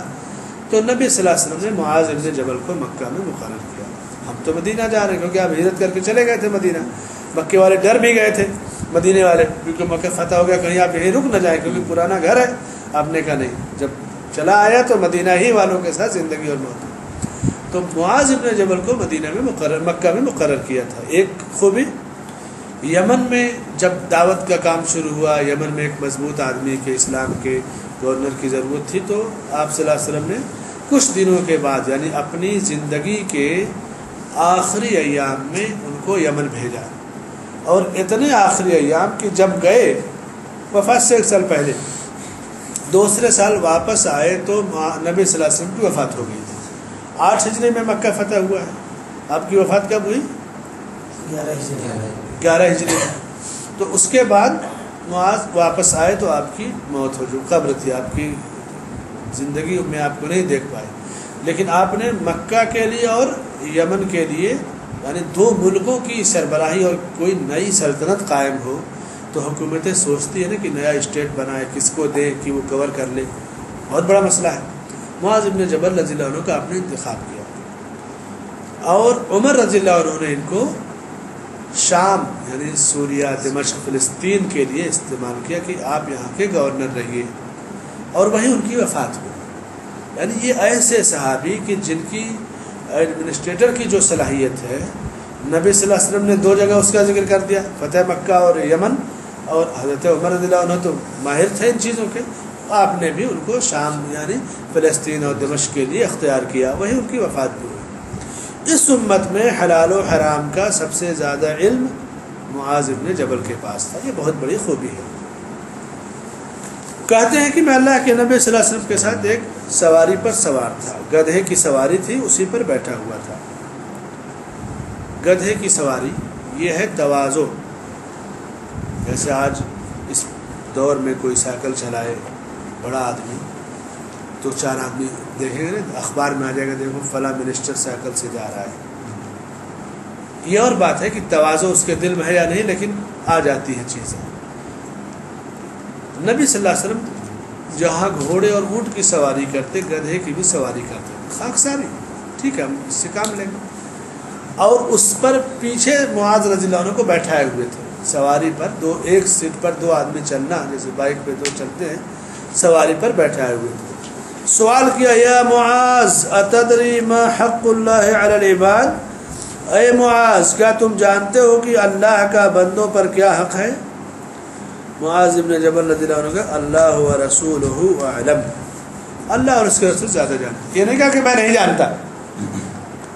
دیکھیے سوال کا انداز, جب نبی ہیں تو کریں کہ اللہ اور اس کے رسول زیادہ جانتے ہیں, مجھے جو علم ہے ادھورا ہے. یہ ایک اشارہ ہے نا, ہاں مجھے علم ہے لیکن میرا علم بہت زیادہ نہیں ہے. کیونکہ اگر کہہ دیتے کہ نہیں جانتا, یہ بھی جواب درست نہیں تھا, کیونکہ اتنا علم تو تھا ہی. لیکن زیادہ جانتے ہیں, تب کیا زیادہ جانتے ہیں, پھر آپ ان کو بتائیں گے نا تو ان کو بھی زیادہ علم ہو جائے گا. یہ حکمت, شاگرد اور استاد کی حکمت. لا ادری الگ جگہ ہے, یعنی نہیں جانتا اس کا مقام الگ ہے, اللہ اور اس کے رسول زیادہ جانتے. یہ خوبی اور معاذ ابن جبل کی دور اندیشی دیکھی. تو آپ صلی اللہ علیہ وسلم نے کہا کہ حق اللہ علی العباد اللہ یعبدوہ ولا یشرکوا بہ شیئا, اللہ کا بندوں پر حق یہ ہے کہ صرف اللہ کی عبادت کریں اور اس کے ساتھ کسی کو شریک نہیں ٹھہرائیں. یہ حق ہے, اور کوئی ایسا نہیں کرتا گویا وہ اللہ کا حق مار رہا ہے. حق مارا تو کتنا بڑا مجرم ہو گیا. پھر پوچھا کہ بندوں کا اللہ پر کیا حق ہے, تو آپ نے پھر یہی کہا کہ اللہ اور اس کے رسول زیادہ جانتے ہیں. تو کہا وہ حق العباد یا اللہ اللہ يعذب من لا يشرك به شيئا, کہ بندوں کا اللہ پر حق یہ ہے کہ جب بندے صرف اللہ کی عبادت کریں, اس میں کسی کو شریک نہ ٹھہرائیں, تو اس کو عذاب نہ دے اور اپنی جنت میں داخل کرے. ظاہر سی بات ہے. تو اللہ نے ایک وعدہ کیا ہے کہ جو مستقل توحید پہ رہے گا, اس کے پاس توحید میں کمی نہیں ہے تو وہ ضرور جنت میں جائے گا. تو معاذ بن جبل نے کہا افلا ابشر الناس، کیا میں لوگوں کو خوشخبری نہ دے دوں کہ دیکھو شرک مت کرو جنت میں چلے جاؤ. تو آپ نے کہا نہیں ایسا مت کرو ورنہ لوگ اسی بات پہ بھروسہ کر کے عمل کرنا چھوڑ دیں گے. جب معاذ بن جبل رضی اللہ عنہ کی وفات کا وقت آیا، قریب آیا، تو انہوں نے یہ بات بتا دی، کیونکہ نہیں بتاتے تو علم کو چھپانے والی بات ہو جاتی. تو توحید کی پختگی اور سلامتی اگر کسی کے پاس ہے تو اللہ اسے اپنی جنت میں ضرور داخل کرے گا.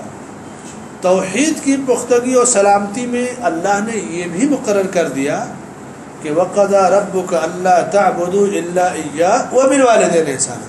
یہ اللہ کا آرڈر ہے کہ اللہ کی ہی بندگی کرنا ہے، والدین کے ساتھ حسن سلوک کرنا ہے، پڑوس کے ساتھ حسن سلوک کرنا ہے، رشتہ داروں کے ساتھ حسن سلوک کرنا ہے، والدین کے ساتھ حسن سلوک کرنا ہے.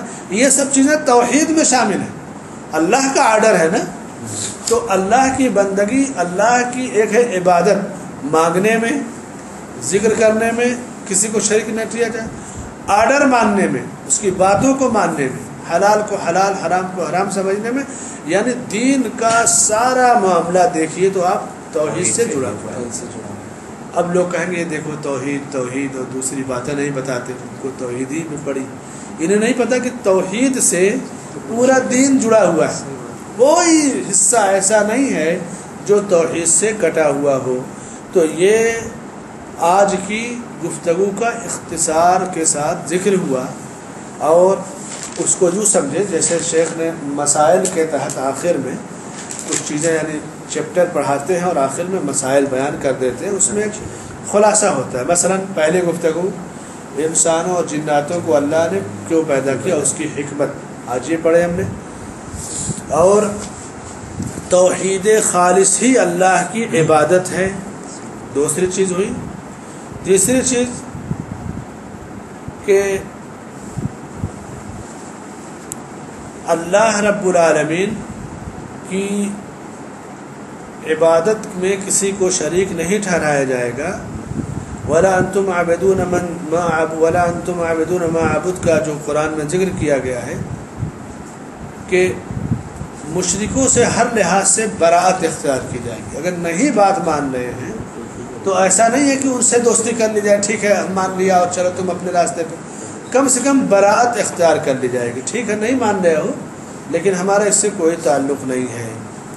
چوتھا مسئلہ، رسولوں کو اللہ نے کیوں بھیجا؟ کیوں بھیجا سمجھ گئے نا؟ اپنا توحید کا پیغام پھیلانے کے لیے، عام کرنے کے لیے. پانچواں مسئلہ کہ ہر امت میں اللہ نے رسول بھیجا ہے. وَلَقَدْ بَعَثْنَا فِي كُلِّ أُمَّةٍ رَسُولٍ، ہر امت میں رسول بھیجا ہے. کیوں بھیجا؟ أَنِ اعْبُدُوا اللَّهَ وَاجْتَنِبُوا الطَّاغُوتَ، کی عبادت اللہ کی کرو، طاغوت سے بچو. چھٹا مسئلہ کہ سارے انبیاء کا دین ایک تھا، توحید. اس لیے اگر کوئی رام کرشن کنہیا ان کو اگر نبی شمار کرتا ہے تو یہ بات یوں ہی ریجیکٹ ہو جاتی ہے کہ نبی کی دعوت توحید تھی. نبی کی دعوت میں شرک نہیں ہے، شرک کو مٹانا، توحید کو پھیلانا ہے. تو وہ نبی ہو ہی نہیں سکتا جس کے ایمان، عقیدے یا عمل میں شرک ہو. ساتواں مسئلہ کہ بندہ رب کی عبادت کا حق اس وقت تک ادا نہیں کر سکتا جب تک وہ طاغوت کے ساتھ کفر نہ کرے اور اللہ پر ایمان نہ لائے. اور کفر کی جو مثال میں نے بتایا، کافر کے بارے میں جو غلط فہمی سماج اور معاشرے میں پائی جاتی ہے، اس کا ذکر کیا. آٹھواں مسئلہ جو شیخ نے بتایا کہ اللہ کے سوا جس کی بھی عبادت کی جائے وہ طاغوت ہے. اور نواں مسئلہ یہ جو آیتیں بتائی گئی، قُلْ تَعَالَوْا وَاتْلُوا مَا حَرَّمَ رَبُّكُمْ عَلَيْكُمْ أَلَّا تُشْرِكُوا بِهِ شَيْئًا، اس طرح ان آیتوں کی تفصیل. اب اس کو آپ پڑھ لیں گے تھوڑا سا اس آیت کو. کہیں کوئی آیت آئے اور ادھوری آیت رہے تو اس آیت کو قرآن کے ترجمے کے ساتھ، کلاس کا یہی مطلب کہ آپ اس کو ملا کر ایک بار ایک نظر آپ کی گزر جائے، تاکہ آپ کے ذہن میں آیت کا دو جملہ رہے لیکن مسئلہ پورا کا پورا واضح ہو جائے. اسی طرح سے اللہ کے دین کی جو قرآن کی جو آیتیں ہیں محکم آیتیں یعنی جن کو پڑھتے ہی پورا مسئلہ واضح ہو جاتا ہے جیسے لا تجعل مع اللہ الہا آخر یہ ان آیتوں کا ذکر کہ توحید کے باب میں کوئی آیت پیچیدہ نہیں ہے کوئی آیت ایسی نہیں ہے جس کو آپ نہ سمجھ سکیں یہ خوبی ہے توحید کی کہ توحید کے میٹر میں چیپٹر میں کوئی بھی آیت ایسی نہیں ہے جس کا دو مفہوم لیا جائے جیسے کہتے ہیں صوفیہ کے ہاں ظاہری علم باطنی علم یہ سب کیا ہے توحید ہے کھلے عام ڈنگے کی چوٹ قل تعالوا اتل ما حرم ربکم علیکم بتاؤ سنو کیا کیا حرام ہے کیا کیا حلال میں بتاتا ہوں شرک حرام ہے اس میں کون سی جو ہے پیچیدگی ہے تو توحید کے باب میں ساری چیزیں واضح ہیں اسی طرح 11واں مسئلہ حقوق کی ادائیگی جس طرح اللہ کے حقوق ہیں اسی طرح بندوں کے حقوق ہیں اللہ کے حقوق کی اللہ کی بندگی میں کسی کو شریک نہ ٹھہرایا جائے بندوں کے حقوق میں جیسے والدین کے حقوق بیوی کے حقوق اولاد کے حقوق پڑوس کے حقوق رشتہ داروں کے حقوق دوست و احباب کے حقوق تو جس طرح اللہ کا حق ادا کرنا ضروری ہے اسی طرح بندوں کا حق ادا کرنا بھی ضروری ہے اللہ نے جس طرح اپنا حق مقرر کیا اسی طرح بندوں کا بھی حق مقرر کیا اور بندوں سے کہا کہ دونوں کو ادا کرنا ہے ایسا نہیں کہ صرف میرا حق ادا کر کے بندوں کے ساتھ جیسے چاہو رہو یا بندوں کے کا حق ادا کر کے میرا حق چھین لو نہ ادا کرو دونوں کے حقوق کو ادا کرنا ضروری ہے اور اللہ کے نبی صلی اللہ علیہ وسلم کی وصیت جو حدیث معاذ بن جبل میں اور جو قرآن کی آیت ہے اس میں جس میں حضرت عبداللہ بن مسعود کہتے تھے کہ اگر کوئی وصیت دیکھنا چاہے تو اس آیت کو پڑھ لے نبی کی وصیت پا جائے گا 13واں مسئلہ اللہ کے حقوق کو جاننا اور پہچاننا ضروری ہے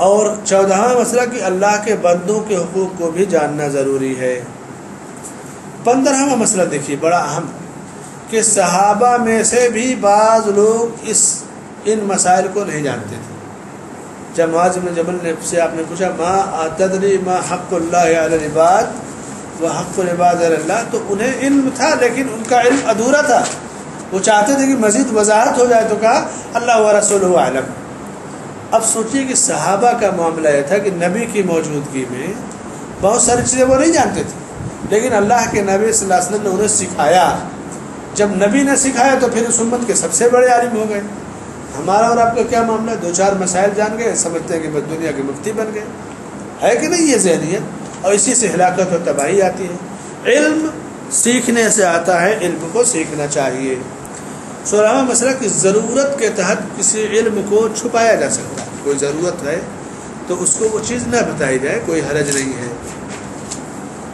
17واں مسئلہ کہ کوئی نیک کام کرے تو اس نیکی کی انہیں بشارت دی جائے گی آخری لمحے نہیں صحیح ضرورت کے تحت کسی علم کو چھپانا جیسے معاذ ابن جبل سے آپ نے کہا کہ جو صرف توحید پہ رہے گا شرک نہیں کرے گا وہ جنت میں ضرور جائے گا حق اللہ کا حق ہے بندوں پہ بندوں کا حق ہے تو کہا کیا میں اسے بتا نہ دوں تو آپ نے کہا نہیں مت بتاؤ نہیں تو لوگ بھروسہ کر کے عمل چھوڑ دیں گے معاذ رضی اللہ عنہ کی جب وفات کا وقت آیا تو انہوں نے یہ بات لوگوں سے بیان کر دی کہ علم نہیں چھپانا چاہیے لیکن ایک ضرورت محسوس کیا اور اس وقت تک انہوں نے نہیں بتایا تو اس طرح سے ایسی کوئی چیز اگر آتی ہے تو اب جیسے مان لیجئے کہ ایک لڑکا امتحان میں فرسٹ آ گیا آپ اس ڈپارٹ میں ہیں جہاں رزلٹ تیار ہوتا ہے پتہ ہے کہ فرسٹ ہے اس کا حق ہے آج نہیں کل پتہ لگ جائے گا لیکن اسکول کا ایک سسٹم ہے یا بورڈ کا کہ آپ اس خبر کو پہلے سے لیک نہ کریں اس کو اس وقت خبر ملے گی جب اسے اور زیادہ خوشی ہوگی یہ تو دنیا کا سسٹم ہے تو ہر خبر یا ہر بشارت یا خوشخبری کو بیان کرنے کا ایک وقت ہے اور اسی وقت پر وہ خوشخبری دی جائے گی بعض جگہوں پہ اچھی بات بھی خوشخبری نہیں ہوتی آدمی کا ذہن نہ آف ہے کچھ نہیں اچھا لگ رہا تو اچھی بات پر بھی کبھی کبھی وہ ناراض ہو جاتا ہے تو یہ تو دین کی اہم تعلیم ہے کہ ہر بات کو اس کے موقع اور محل کے لحاظ سے کہا جائے علم کے معاملے میں بھی جس علم کو جہاں بیان کرنے کی ضرورت ہے وہاں وہ علم بیان کیا جائے گا اور مسلمان اگر کوئی اچھا کام کرے تو اس کو بشارت تو دنیا اور آخرت دونوں کے لیے اللہ نے دے دی ہے 18واں مسئلہ کہ اللہ کی رحمت پر بھروسہ کر کے نیکی کرنا چھوڑ دے، اس بات کا خوف محسوس کیا نبی صلی اللہ علیہ وسلم، تو کہا کہ لوگوں کو نہ بتاؤ تاکہ لوگ زیادہ سے زیادہ عمل کریں، کیونکہ اللہ زیادہ جانتا ہے کہ اس کے ساتھ کیسا. جیسے ایک حدیث میں نا جس کے 3 بیٹیاں ہیں، ان کی پرورش کیا، تعلیم دیا تو اس کو جنت ہے. پوچھا گیا 2 بیٹیاں، کہا 2 کی پرورش کیا، تعلیم و تربیت اور شادی بیاہ کر دیا تو جنت ہے. ایک ہے تو آپ نے کہا ایک کے لیے بھی یہ بشارت ہے. اب ایک آدمی شیخ ابن باز رحمۃ اللہ علیہ کے پاس گیا، کہا کہ یہ حدیث ہے میں نے پڑھا ہے کہ 3 بیٹیاں ہیں، شادی بیاہ کیا، پرورش تو جنت ہے. میرے 4 یا 5 بیٹیاں تھیں، میں نے ان کی تعلیم تربیت شادی بیاہ کیا تو اب تو میرے لیے جنت کنفرم ہے، اب تو مجھ کو کچھ کرنے کی ضرورت نہیں ہے. سمجھ رہے ہیں؟ تو اب انسان کے دماغ میں یہ بات آتی ہے.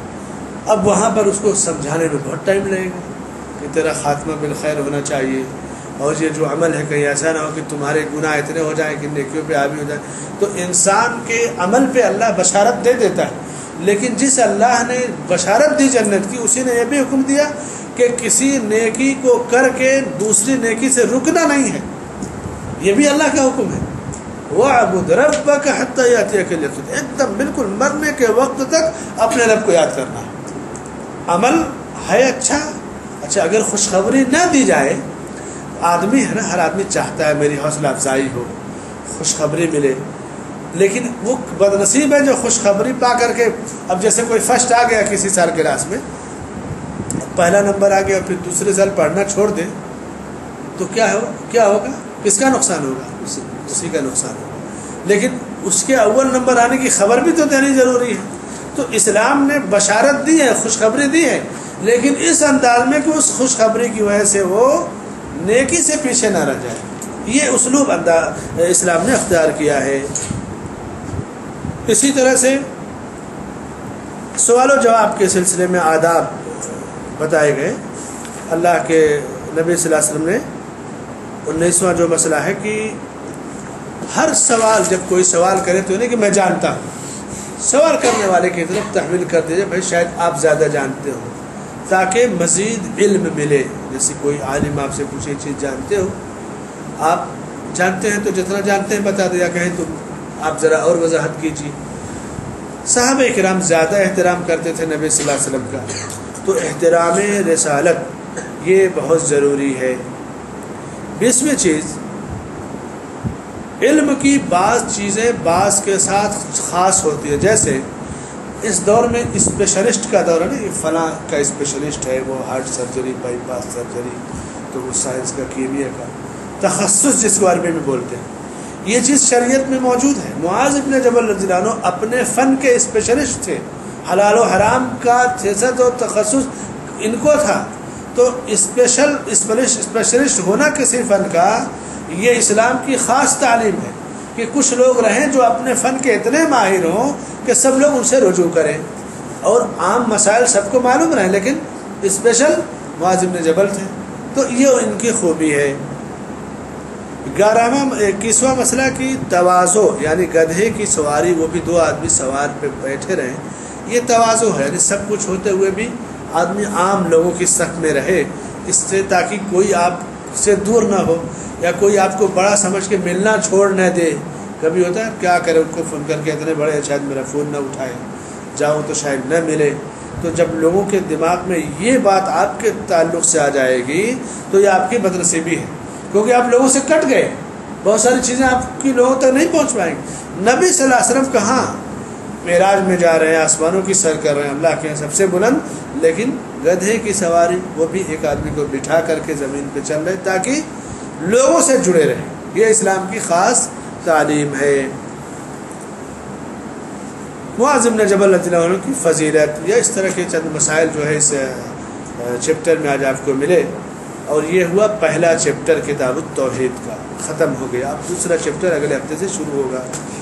میں سمجھتا ہوں کہ اتنی تفصیل چل جائے گی، یا اور مختصر، یا کم یا زیادہ؟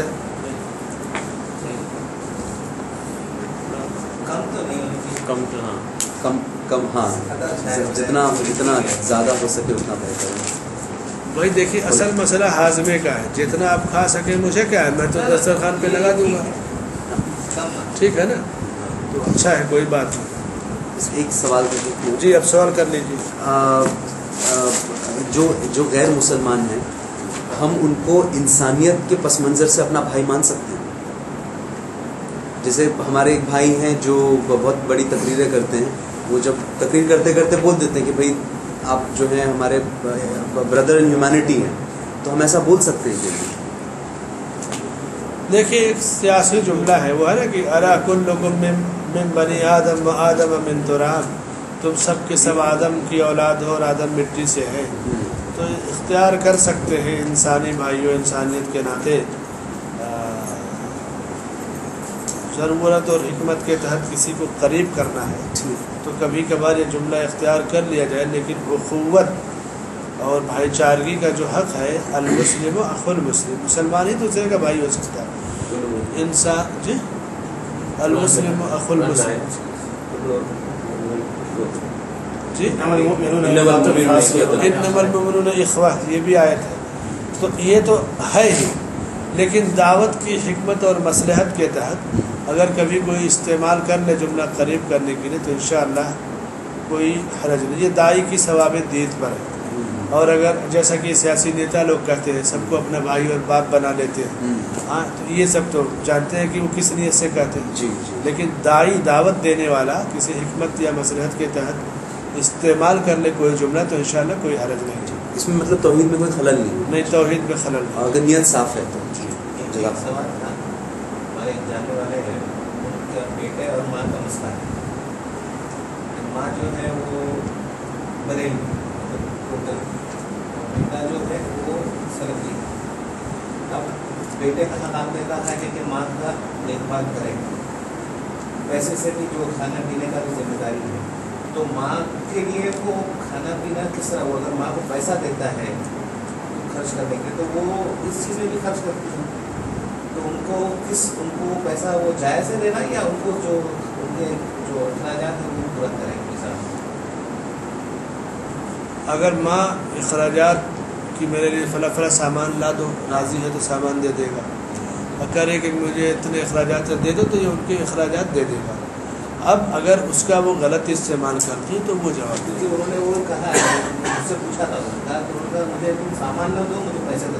تو پیسے دے دے اور غلط استعمال کرے تو وہ اس کا جواب دے. ایک صاحب تھے مسلمان ہوئے, اسلام لانے کے بعد دنیا کے چند بڑے علماء میں ان کا شمار میں ڈاکٹر ضیاء الرحمن اعظمی صاحب مدینے میں ہے نا, حدیث کے اس دنیا میں اس حد کے بڑے عالم.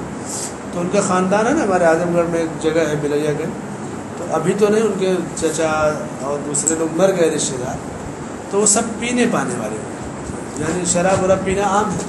لیکن آتے تھے تو سب کو 1,000 2,000 روپے دے دیتے تھے. تو کہتے دیکھو تم کو انہوں نے شراب پینے کے لیے دیا, تم کو بھی پینے کے لیے دیا ہے. یہ کہنے والے کہیں, لیکن ایک آدمی جانتا ہے کہ میرے خاندان کا چچا رشتے دار ہے, ان پیسوں سے شاید وہ کچھ اس کی ضرورت پوری ہو جائے, کپڑا پہن لے, کھانا پہن لے, تو دیا جائے گا. اس خوف سے دینا نہیں بند کریں گے کہ یار وہ تو شراب پی جائے گا. جیسے فقیر کو بھیک دیتے ہیں آپ, کھانے کے لیے مانگتا ہے, پتہ ہے کہ آدھے فقیر شراب پیتے ہیں, جوا پہ کھیلتے ہیں, تو اب کیا کریں گے؟ اب اس میں کوئی اچھا بھی ہوگا برا, تو آپ جس نیت سے دیں گے اسی نیت کا اللہ آپ کو بدلہ دے گا. دینے میں یہ ہے, لینے والا جس نیت سے لے گا اسی نیت کی اسے برکت ملے گی. جی کافر لوگ کے ساتھ دھندا کر سکتے ہیں؟ کر سکتے ہیں, کیونکہ ایک میں نے ایک جن سے لائن سنا قرآن میں یہ تھا کہ کفارون, کافروں کے ساتھ, یہودیوں عیسائیوں کے ساتھ کاروبار یا بزنس کر سکتے ہیں. اللہ کے رسول صلی اللہ علیہ وسلم نے کاروبار بھی کیا ہے, یہودیوں کے ساتھ بھی, غیر مسلموں کے ساتھ بھی کاروبار کیا ہے, قرض بھی لیا ہے. جب آپ کی وفات ہوئی تو آپ کی درہ ایک یہودی کے پاس گروی رکھی ہوئی تھی نا, کیوں کہ کچھ غلہ لینا تھا, نہیں کوئی چیز تھی, ٹھیک ہے بھائی یہ رہن رکھ لو, جب دوں گا تو واپس کرنا. تو معاملات کی گنجائش ہے. پتہ ہے کہ یہودی سودی کاروبار کرتے ہیں, رشوت لیتے ہیں, سب کرتے ہیں, یہ بھی پتہ ہے ہمارے نبی صلی اللہ علیہ وسلم کو, لیکن درہ آپ کی گروی رکھی تھی کہ نہیں, تو وہ بنا سود پہ رکھی. جی سود پہ تو نہیں رکھی. نہیں, سود پہ نہیں, وہ ضمانت کے طور پہ رکھے تھے. اچھا ٹھیک, یہ جو آیت ہے کہ مومن وہ ہے جو آپس میں نرم ہے اور کفار پہ سخت ہے, تو اس کا مطلب ہمارے بیہیویئر کا ان سے کیا لینا دینا, مطلب ہم کیسے ان سختی, مطلب یہ کیسی سختی ہے؟ رحماء بینہم شدہ علی الکفار شدہ علی الکفار. وہ حلقہ یاراں تو بریشم کی طرح نرم، رزم حق و باطل ہو تو فولاد ہے مومن. ہو گیا آپ کا جواب. حق اور باطل کا جب معاملہ ہے تو مومن فولاد ہے، اور جہاں تک دوستی کا معاملہ ہے، تعلقات کا، کاروبار کا، پڑوس کا، رشتہ داری کا، تو نرم ہے. وہی کافر اور مشرک جب حق و باطل اور کفر اور اسلام کا معاملہ آئے گا تو پھر فولاد کی طرف سخت ہو جائے. توحید میں آنچ آئے تو سخت ہو جائیے، اسلام کی قربانی کی بات ہے سخت ہو جائے، لیکن سماج اور معاشرے میں رہنے کے لحاظ اقبال نے بڑی اچھی تشریح کر دیا نا کہ رزم حق و باطل ہو تو فولاد ہے مومن، وہ حلق ہے یارا تو بریشم کی طرح نرم.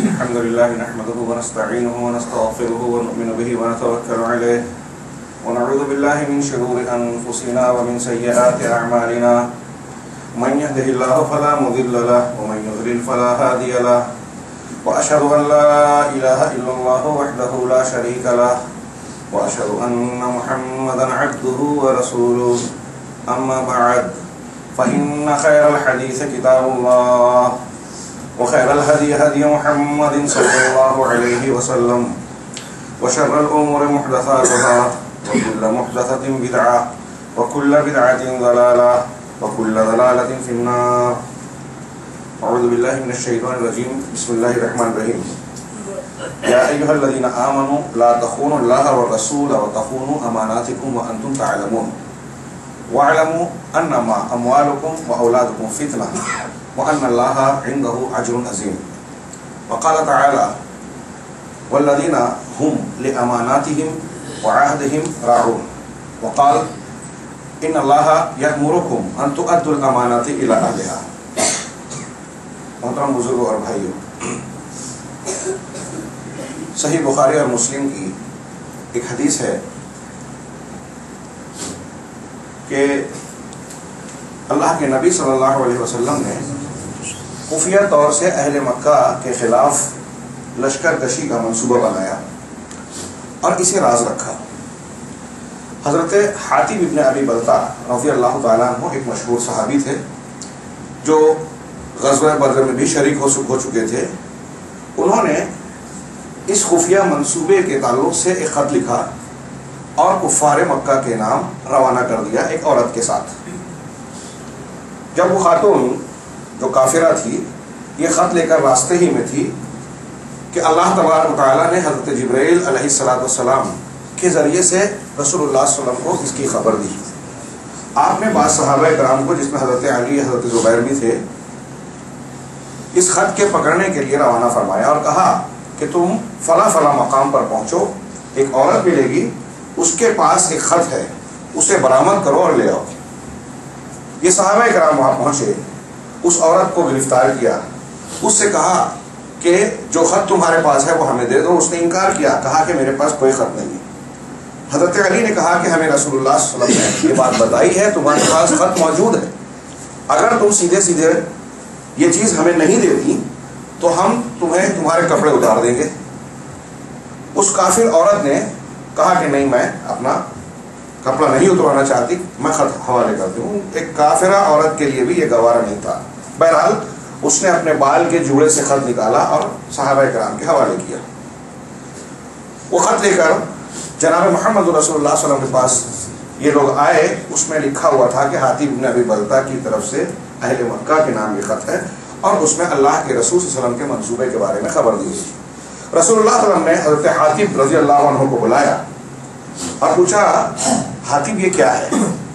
حضرت حاتب نے کہا اللہ کے رسول میرے تعلق سے فیصلہ کرنے میں آپ جلد بازی مت کیجیے.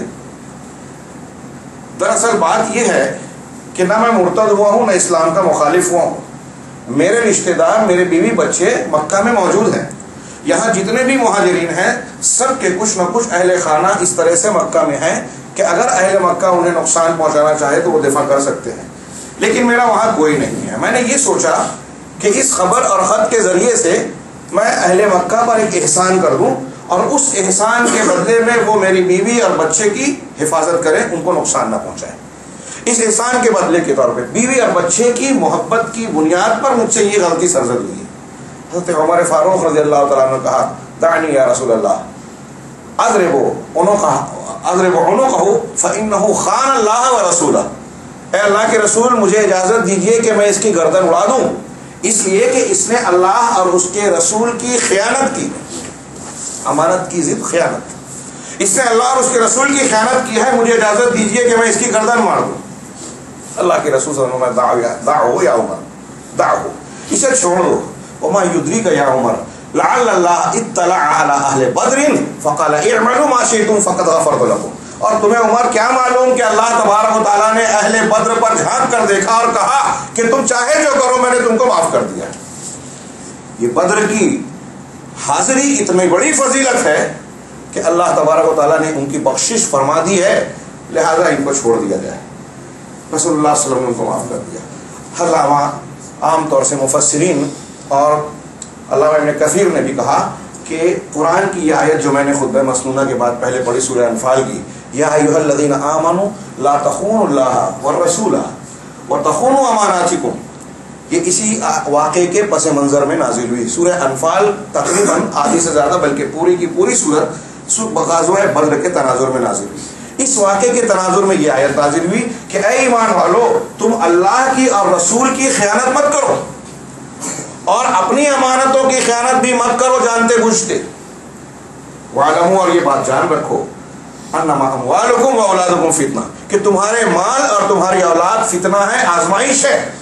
ان فتنوں اور آزمائش کے معاملے میں اپنے آپ کو ناکام مت بناؤ کہ ان کی محبت میں پڑھ کر اللہ اور اس کے رسول کی مخالفت کرو، مال کی محبت میں پڑھ کر دوسروں کی امانتوں کو ہڑپ کر جاؤ، نہیں، جانتے بوجھتے ایسا نہ کرو۔ یہ اموال، مال و دولت اور یہ اولاد یہ فتنہ ہے۔ وَأَنَّ اللَّهَ عِندَهُ أَجْرٌ عَظِيمٌ، اور اجر عظیم تو اللہ کے پاس ہے۔ اگر تم کو لالچ ہے تو اس اجر عظیم کا لالچ ہونا چاہیے۔ دنیا کی چیزوں میں پڑھ کر اپنے آپ کو خیانت کا مرتکب نہ بناؤ۔ بعض لوگوں نے، مفسرین نے دوسرے واقعات بھی بتایا، حضرت ابو لبابہ کا ایک واقعہ ہے، خیبر کے موقع پر انہوں نے جب اللہ کے رسول کی طرف سے بھیجے گئے قلعے میں، یہودیوں نے پوچھا کہ اگر ہم ہتھیار ڈال دیں گے تو اللہ کے رسول ہمارے ساتھ کیا کریں گے؟ انہوں نے گردن کی طرف اشارہ کیا، اور اشارہ کرتے ہی انہیں اس بات کا احساس ہوا کہ میں نے خیانت کر دی۔ وہاں سے اترے، مسجد نبوی میں جا کر اپنے آپ کو باندھ لیا اور کہا کہ میں اپنے آپ کو سزا دوں گا، میں نے غلطی کی ہے، جب تک میری توبہ قبول نہیں ہوگی میں یہاں سے نکلوں گا نہیں۔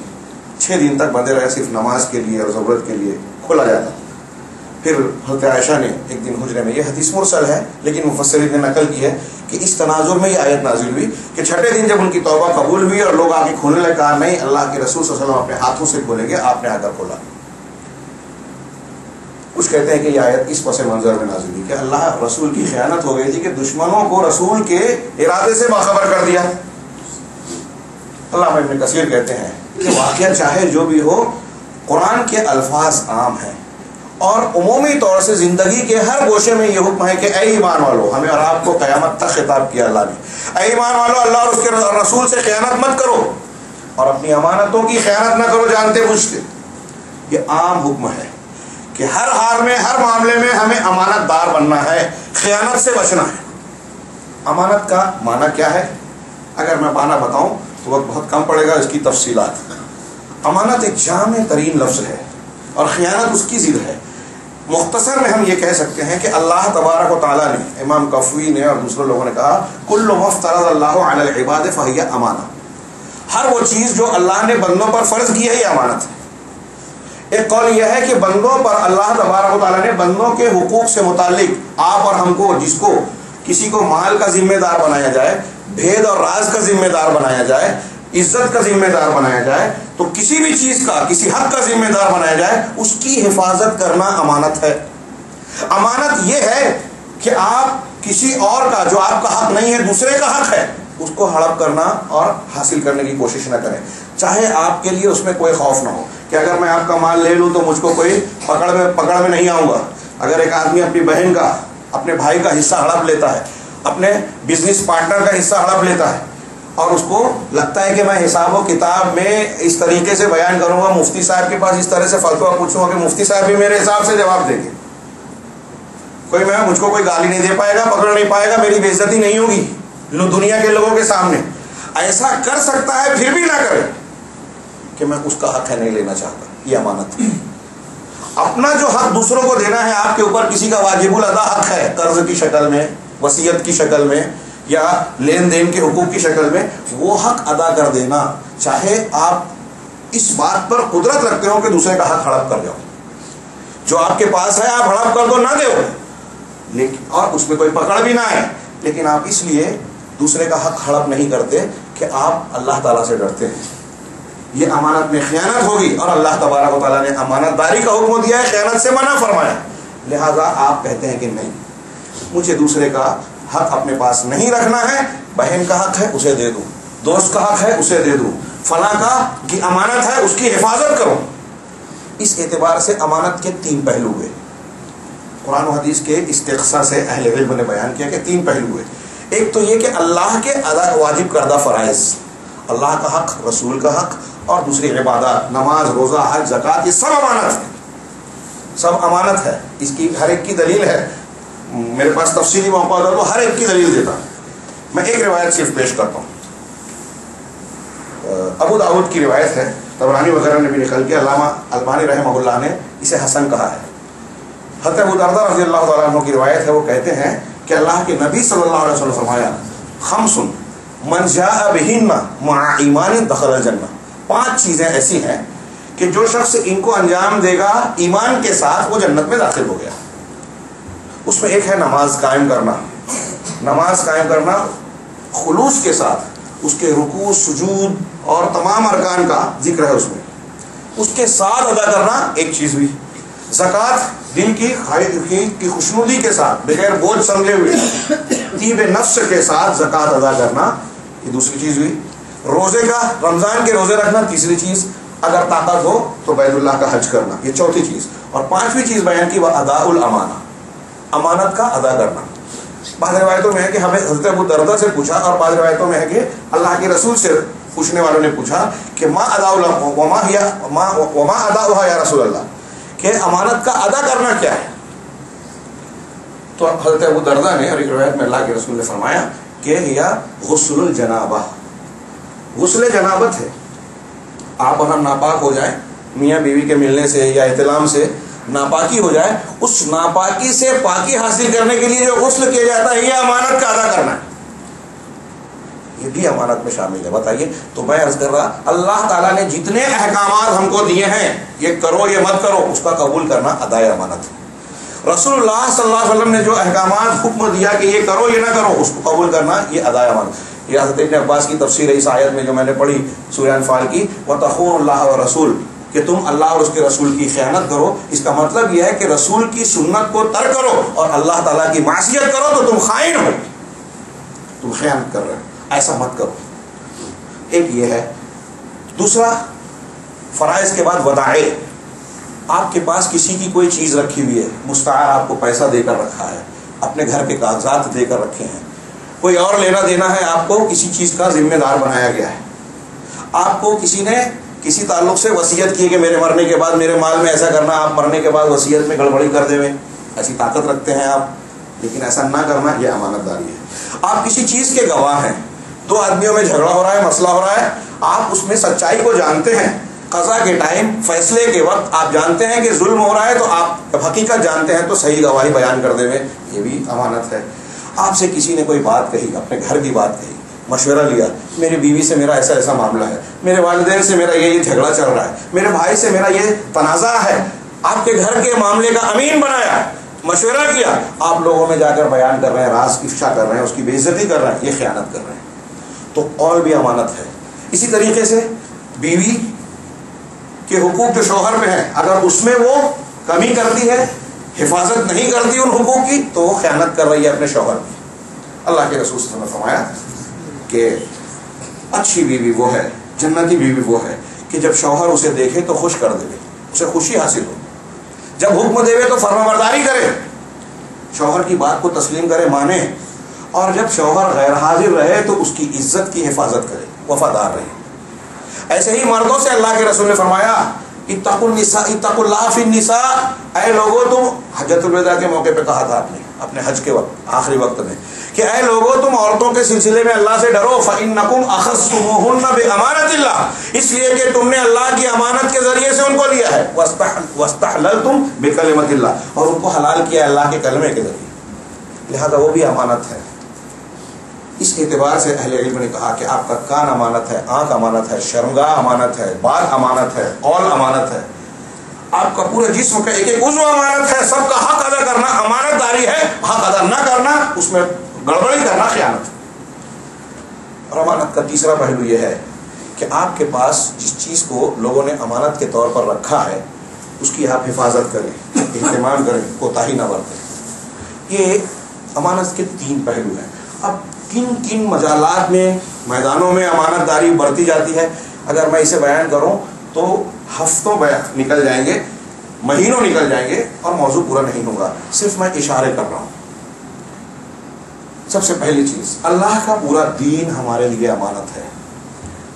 دین امانت ہے, ہمارا جسم امانت ہے, ہماری روح امانت ہے, علوم و معارف اب امانت ہے، وصیتیں شہادتیں امانت ہے، اقوال اور راز یہ امانت ہے، مال امانت ہے، قرض امانت ہے، ذمہ داریاں اور منصب اور عہدے امانت ہیں. ہر امانت دار کو اس کا حق ادا کرو. اللہ تعالیٰ نے فرمایا ان اللہ یأمرکم ان تؤدوا الامانات الی اہلها، اللہ تم کو حکم دیتا ہے کہ امانتوں کو اس کے اہل اور ذمہ داروں کے حوالے کرو. اس کی تفسیر میں حضرت عثمان بن ابی طلحہ کو اللہ کے رسول نے کعبہ کی کنجی دیتے ہوئے فتح مکہ کے وقت ایک آیت پڑھی تھی. اس سے صاف ظاہر ہوتا ہے کہ اگر آپ مسجد کا ذمہ دار بنا رہے ہیں، آپ اپنے بچے کو ٹیوشن دینے کے لیے کسی کو مدرس بنا رہے ہو، آپ اپنے ہونے والے بچے کے لیے کسی کو ماں کی حیثیت سے اپنی بیوی بنا رہے ہو کہ میری بیوی ہوگی، میرے بچوں کی ماں ہوگی، تو آپ جس کام کے لیے جسے انتخاب کر رہے ہیں اپنے علم اور طاقت کے مطابق زیادہ بہتر سے بہتر لوگوں کو منتخب کریں. ابھی ہمارے یہاں الیکشن کا پیریڈ چل رہا ہے، یہ بھی بہت بڑی ذمہ داری ہے، لیکن اب اس میں جمہوری نظام، ہمارے یہاں لوگ جمہوریت کرتے ہیں، کہ اسلام کے مطابق نہیں ہے یہ سلسلہ جمہوریت کا. اسلام میں ارباب حل و عقد انتخاب کرتے ہیں. یہاں تو دانش مند کتنا ہو، کتنا پڑھا لکھا آدمی ہو، باشعور ہو، جس کو لوگوں کے مسائل کا درد اور احساس ہو، وہ بھی، اور ایک جاہل آدمی جس کو احساس ہو، جو اپنے دین ایمان کو روپیوں میں بیچتا ہے، دونوں کے ووٹ برابر. خیر کسی موقع پر اس کی تفصیلی باتیں پیش کروں گا، فی الحال اس کا موقع نہیں ہے. یہاں بھی دیکھا جائے تو اب کون لوگ منتخب ہو رہے ہیں؟ اللہ کے رسول صلی اللہ علیہ وسلم نے ایک مرتبہ ایک گفتگو کر رہے تھے، ایک شخص آیا، بخاری کی روایت ہے، اس نے فرمایا کہ قیامت کب واقع ہوگی اللہ کے رسول؟ آپ گفتگو کر رہے تھے، صحابہ نے کہا کہ آپ نے جواب نہیں دیا تو شاید ناراض ہو گئے یا اس کی بات سنی نہیں. آپ فارغ ہونے کے بعد کہا کہ کہاں ہے وہ دیہاتی جو سوال کر رہا تھا؟ کہا میں اللہ کے رسول. کہا کیا پوچھے؟ کہا قیامت کب؟ کہا اذا زیت الامانۃ فانتظر الساعۃ. آپ نے فرمایا کہ جب امانت ضائع کر دی جائے گی تو تم قیامت کا انتظار کرو. اس نے پوچھا کہ امانت کا ضائع کرنا کیا ہے اللہ کے رسول؟ کہا یا رسول اللہ اس کا ضائع کرنا کیا ہے؟ کہا اذا وسد الامر الى غیر اہلہ فانتظر الساعۃ. جب معاملے کو، ذمہ داری کو، منصب کو، اقتدار کو، چاہے تو ترجمہ کرو، جب معاملے کو، ذمہ داری کو نااہل آدمی کے سپرد کر دیا جائے تو تم قیامت کا انتظار کرو. اب آج آپ کوئی بھی شعبہ دیکھ لیجیے، ٹیچر بن رہے ہیں جو ٹیچر بننے کے لائق نہیں، کارپوریٹر بن رہے ہیں، ممبر اسمبلی اور ممبر پارلیمنٹ بن رہے ہیں، مسجد کے ذمہ دار بن رہے ہیں، فلاں اور فلاں جگہ پر ذمہ دار بن رہے ہیں، مختلف ہیڈ ماسٹر بن گئے، چیئرمین بن گئے، تعلیمی ادارے کے ذمہ دار بن گئے، جو تعلیم کے لائق نہیں ہیں، جو اس لائن کے نہیں ہیں، جو نااہل ہیں. اللہ کے رسول نے فرمایا کہ یہ قیامت کی ایک نشانی ہے کہ نااہلوں کو ذمہ داریاں سونپی جائے گی. اذا وسد الامر الى غیر اہلہ فانتظر الساعۃ. علوم و معارف ایک بہت بڑی امانت ہے، علم اور معرفت. اللہ تبارک و تعالیٰ نے آپ کو کوئی علم دیا، قرآن اور حدیث کا علم ہوا، تو آپ کا کام ہے، ہر شخص صرف عالم علماء نہیں، ہر آدمی جو ایک حدیث جانتا ہے، ایک آیت جانتا ہے، دوسروں تک پہنچانا. بلغوا عنی ولو آیہ. اللہ کے رسول نے فرمایا کہ میری جانب سے اگر ایک آیت بھی تمہیں معلوم ہے تو دوسروں تک پھیلاؤ.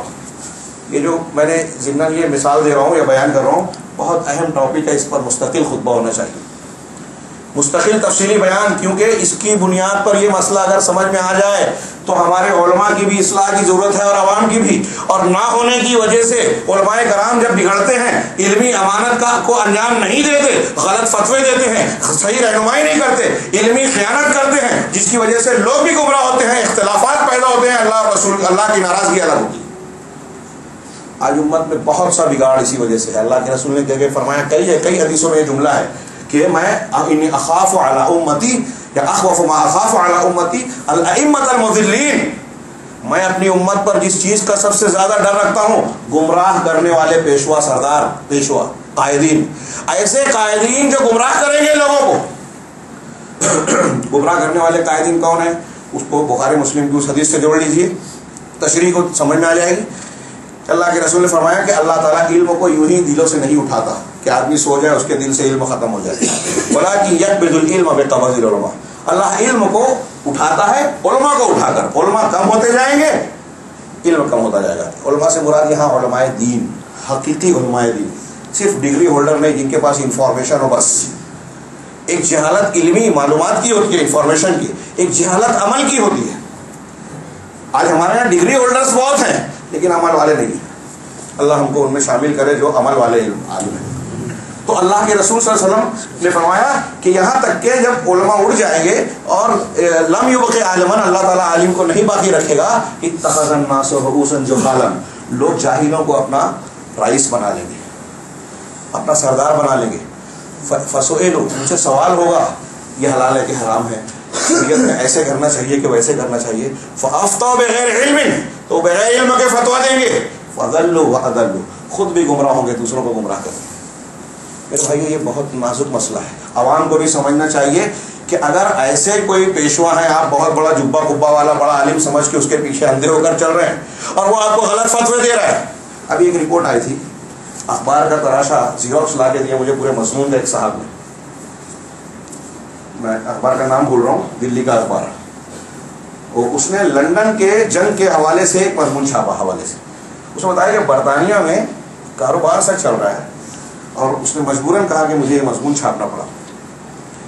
وہ یہ کہ وہاں کے کچھ مولویوں نے اپنے ایجنٹ بنا رکھے ہیں، وہ گھومتے پھرتے ہیں مسلم کمیونٹی میں اور دیکھتے ہیں کسی نے اگر جھگڑے لڑائی میں کہیں طلاق ولاق دے دیا اکٹھا 3 تو اس کو گھیر گھار کے لاؤ ہمارے پاس. بہت شرمناک بات ہے، نقل کرتے ہوئے ممبر رسول سے شرم آتی ہے، لیکن یہ زمینی حقیقت ہے، گراؤنڈ ریئلٹی ہے. انہوں نے کہا گھیر گھار کے جب لایا تو کہا کہ اب آپ کو دوبارہ بیوی کے ساتھ رہنا ہے، اپنے بچے کو سنبھالنا ہے، تو آپ کو حلالہ کرنا پڑے گا. وہ کام جس کو اللہ کے رسول نے لعنتی کہا، اللہ کی لعنت ہے حلالہ کرنے والے پر اور جس کے لیے حلالہ کروایا جائے، دونوں پر اللہ کی لعنت. اللہ کے رسول کا صاف فرمان ہے اور اس میں اختلاف بھی نہیں ہے اس حدیث کی صحیح ہونے میں. اب اس کا فتویٰ ہے کہ اگر ٹھیک ہے وہ حرام ہے، لیکن ان کے یہاں فتویٰ ہے کہ وہ پہلے شوہر کے لیے جائز کرنے کا یہی طریقہ ہے. اب یہ ایک طرف ہموار کرتے ہیں، شوہر کی غلطی کی سزا بیوی کو دیتے ہیں اور پھر بیوی کے ساتھ حلالے کا کی کارروائی کرنے کے بعد ان کو بعد میں اس کا معاملہ ستایا جاتا ہے. کبھی کبھی کئی دن تک اس کو بیوی بنا کر رکھتے ہیں اور جسمانی تسکین حاصل کی جاتی ہے اور بعد میں پھر بلیک میل کر کے اس پر موٹی موٹی رقمیں بھی حاصل کی جاتی ہیں. ہاں یہ ایک باقاعدہ دھندے کی طرح چل رہا ہے معاملہ. کیا کہیں گے آپ اسے؟ شریعت کے ساتھ یہ امانت داری ہے. اللہ کے دین کو کھلواڑ بنایا، اپنے خواہشات نفس کی تکمیل کا ذریعہ اللہ کے دین کو بنا رہے ہیں، دولت اور جنس کو حاصل کرنے کے لیے. یہ ایک فتویٰ. ہمارے یہاں ہندوستان میں ہم دیکھتے ہیں، یہاں بھی یہ چیزیں ہوتی ہیں لیکن باقاعدہ اس طرح سے ریکٹ میں بنا ہوگا. ہمارے یہاں دیکھتے ہیں کہ بیمہ ایجنٹ ہے مسلمان، جیب میں مولویوں کا فتویٰ ہے، بینک سے لین دین کا فتویٰ ہے. جہاں مجبور ہے آدمی بینک سے لین دینا کرنا الگ بات ہے، لیکن سود کو حلال قرار دینے والا فتویٰ کہ آپ بینک میں ملازم ہیں تو آپ اپنی محنت کر رہے ہو، جائز ہے، فتویٰ دیا مولوی صاحب نے. جبکہ اللہ کے رسول صلی اللہ علیہ وسلم کا فرمان ہے کہ اللہ کی لعنت ہے. صحیح مسلم کے لعن اللہ آکل الربا وموکلہ وکاتبہ وشاہدہ وہم فیہ سواء. سود کھانے والا، کھلانے والا، انہیں لینے والا اور دینے والا، لکھنے والا اور گواہی دینے والا، یہ سب کے سب اللہ کے سب پر اللہ کی لعنت ہے اور سب گناہ میں برابر ہے. کون فرما رہا ہے؟ جناب محمد رسول اللہ صلی اللہ علیہ وسلم. اور مولوی یہ فتویٰ دے رہا ہے کہ نہیں ہندوستان ایسا ہے اور وہ ویسا ہے، دنیا بھر کی باتیں، اگر ہم ایسا نہیں کریں تو ترقی نہیں کریں گے. اللہ تبارک و تعالیٰ کہہ رہے ہیں کہ جو سودی لین دین ترک نہیں کرتا وہ اللہ اور اس کے رسول سے جنگ کا اعلان کر دے. قرآن کہتا ہے جو اللہ سے اعلان جنگ کرے گا وہ پنپے گا، ترقی کرے گا یا اللہ کے عذاب کا شکار ہوگا. بتائیے، اللہ کے عذاب کا شکار ہوگا تو اللہ سے اعلان جنگ، اور ہم کہتے ہیں کہ ترقی کریں گے اس سے. یہ نہیں کریں گے تو ترقی کے راستے پر الٹا بالکل شیطان نے فریب دیا اور مولوی فتویٰ دے رہا ہے. مولوی اس طرح کا فتویٰ دے کے خیانت کر رہا ہے. میں کہتا ہوں کہ ایک آدمی اگر جا کے ایک مولوی سے سوال کرتا ہے کہ ایک مجلس کی 3 طلاق دے دی ہے کیا ہوتا ہے، وہ کہتا ہے کہ ہمارے مسلک سے، اگر وہ حنفی مسلک کا ہے، یہاں طنز کرنا مقصود نہیں ہے، اس تناظر میں مت دیکھیے کہ میں مسلکی تناظر میں بات کر رہا ہوں. علمی خیانت اللہ کے پاس جواب دینے کی بنیاد پر گفتگو ہو رہی ہے. ایک مولوی کے پاس جا کے کہتا ہے کہ میں نے 3 طلاق دیا تو کیا ہوگا. اب وہ جانتا ہے کہ رسول اللہ صلی اللہ علیہ وسلم کے بخاری مسلم کی حدیث ہے کہ رسول اللہ صلی اللہ علیہ وسلم کے زمانے میں ایک مجلس کی 3 طلاق ایک مانی جاتی تھی. حضرت بکر صدیق کے زمانے میں بھی، حضرت عمر فاروق کے بھی ابتدائی 2 سالوں تک. یہ جانتا ہے لیکن جواب کیا دیتا ہے کہ وہ ہمارے مسلک کے حساب سے 3 پڑ گئی. ایک چیز میں جانتا ہوں کہ رسول کا فرمان یہ ہے اور میں پوچھنے والے کو نہیں بتا رہا ہوں. یہ علم کا چھپانا ہوا, یہ بھی خیانت علمی ہے.